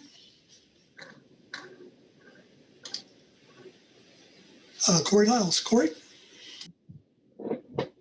Yeah, thanks, Mr. Vice Chair. Thanks, Maggie, for the motion. I think Maggie covered it all. I just to echo a couple of things. I'm in regards to the previous motion as well. Just thank the science centers, the staff, the SSC for all of their hard work. These are uncertain endeavors, but it's not for a lack of trying and effort from those folks. So I want to recognize that, but really want to just echo when the time is right, and just mention it often is the need to do a transboundary assessment here, and we've seen that start to take off with the sablefish stock, and see what a monumental effort it is. But it does seem like the main way to improve our understanding of what's going on with the species. So I'm hoping we will work towards that when the time is right. But yeah, thanks. I think Maggie covered all my thoughts, and I will end there. Okay, thank you, Corey. Anyone else? All right, well, I don't see any more hands, so I'm going to call for the question. All those in favor signify by saying aye. Aye. Aye. Opposed? Abstentions? Motion passes unanimously. And with that, I will turn to John DeVore to make sure we're good to go. Yes, thank you, Mr. Vice Chair.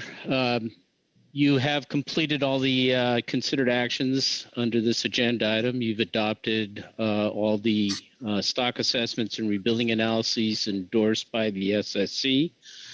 I also want to kind of share my thanks with everyone in the process. This was a difficult assessment cycle, and I thought everyone did a very good job. But I want to kind of stress the importance of Corey Niles' contribution on the spiny dogfish.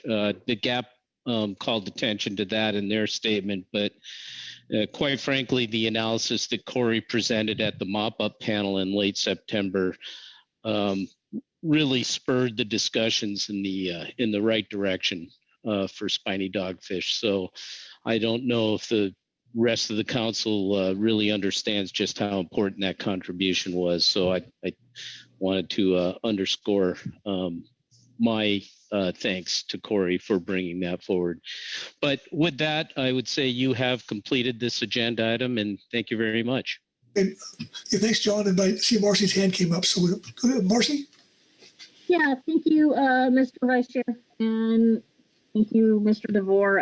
I just want to go back to your description of the process forward with regard to discussing delineations for stock assessments before they happen, and the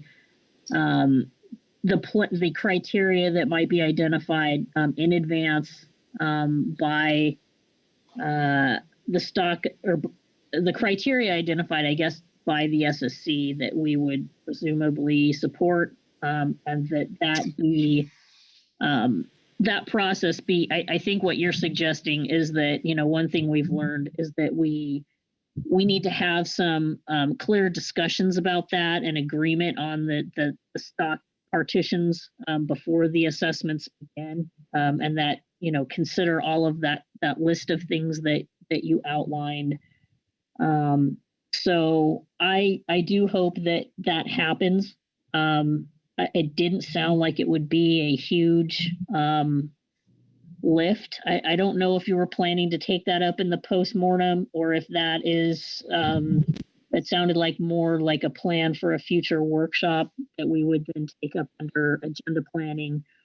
But I want to thank you and the SSC for fleshing out that concept and acknowledging how really important it is. You know, certainly this cycle, I think we were a little surprised with the lines that were drawn, and not a lot of opportunity, I guess, to consider if in fact those partitions were in fact the best. And, you know, once the modeling gets underway, then it's kind of too late to go and, you know, rejigger everything. I mean, you're dealing with different data inputs and you have to redo them all if, you know, there's a change. So, you know, that having that discussion early, I think is really important part of the process. And, you know, certainly I think can involve more than just those on the stat. So I just want to really express support for the concept that the SSC brought to us in that passage in their statement. And I will look forward to talking about that further in agenda planning. It sounded like we might see something. So hopefully that will come to us in an SSC statement under that agenda item. Thank you. Yeah, thanks, Marcy. Yeah, the SSC does intend to discuss this as part of the postmortem. Right now recommended to occur in mid-January at some point. And so that report from the postmortem review will be coming into the council in March under groundfish stock assessment prioritization and planning. So I think that will be the next point in time to advance this concept. Thank you very much. I look forward to it. All right. Yeah, thanks, Marcy, for the question, and John for filling us in. Okay. So with that, I think John finishes up here. And so I see Chair Grelnick is back from his congressional hearing. So I am happy to hand the gavel back to him. Thank you very much, Vice Chair Pettinger. All the reviews are in, and apparently you've done a smashing job. And you made up so much time. We finished early, which I think is which is nearly unheard of in this era of virtual meetings. I think Chuck and Merrick have not suggested we move up any items to today, being so early in the meeting. So I guess we're done for the day. So we'll start tomorrow on salmon, but I'll turn to our executive director, at least till the end of the year, Chuck Tracy, to see if he has any announcements. Thank you, Mr. Chair. No, again, congratulations on making up a lot of time and having distinct discussions and motions on this difficult stock assessment agenda item. No announcements at this time, other than we're on schedule and can start tomorrow morning at 8 o'clock with salmon. All right, everyone. Until tomorrow morning.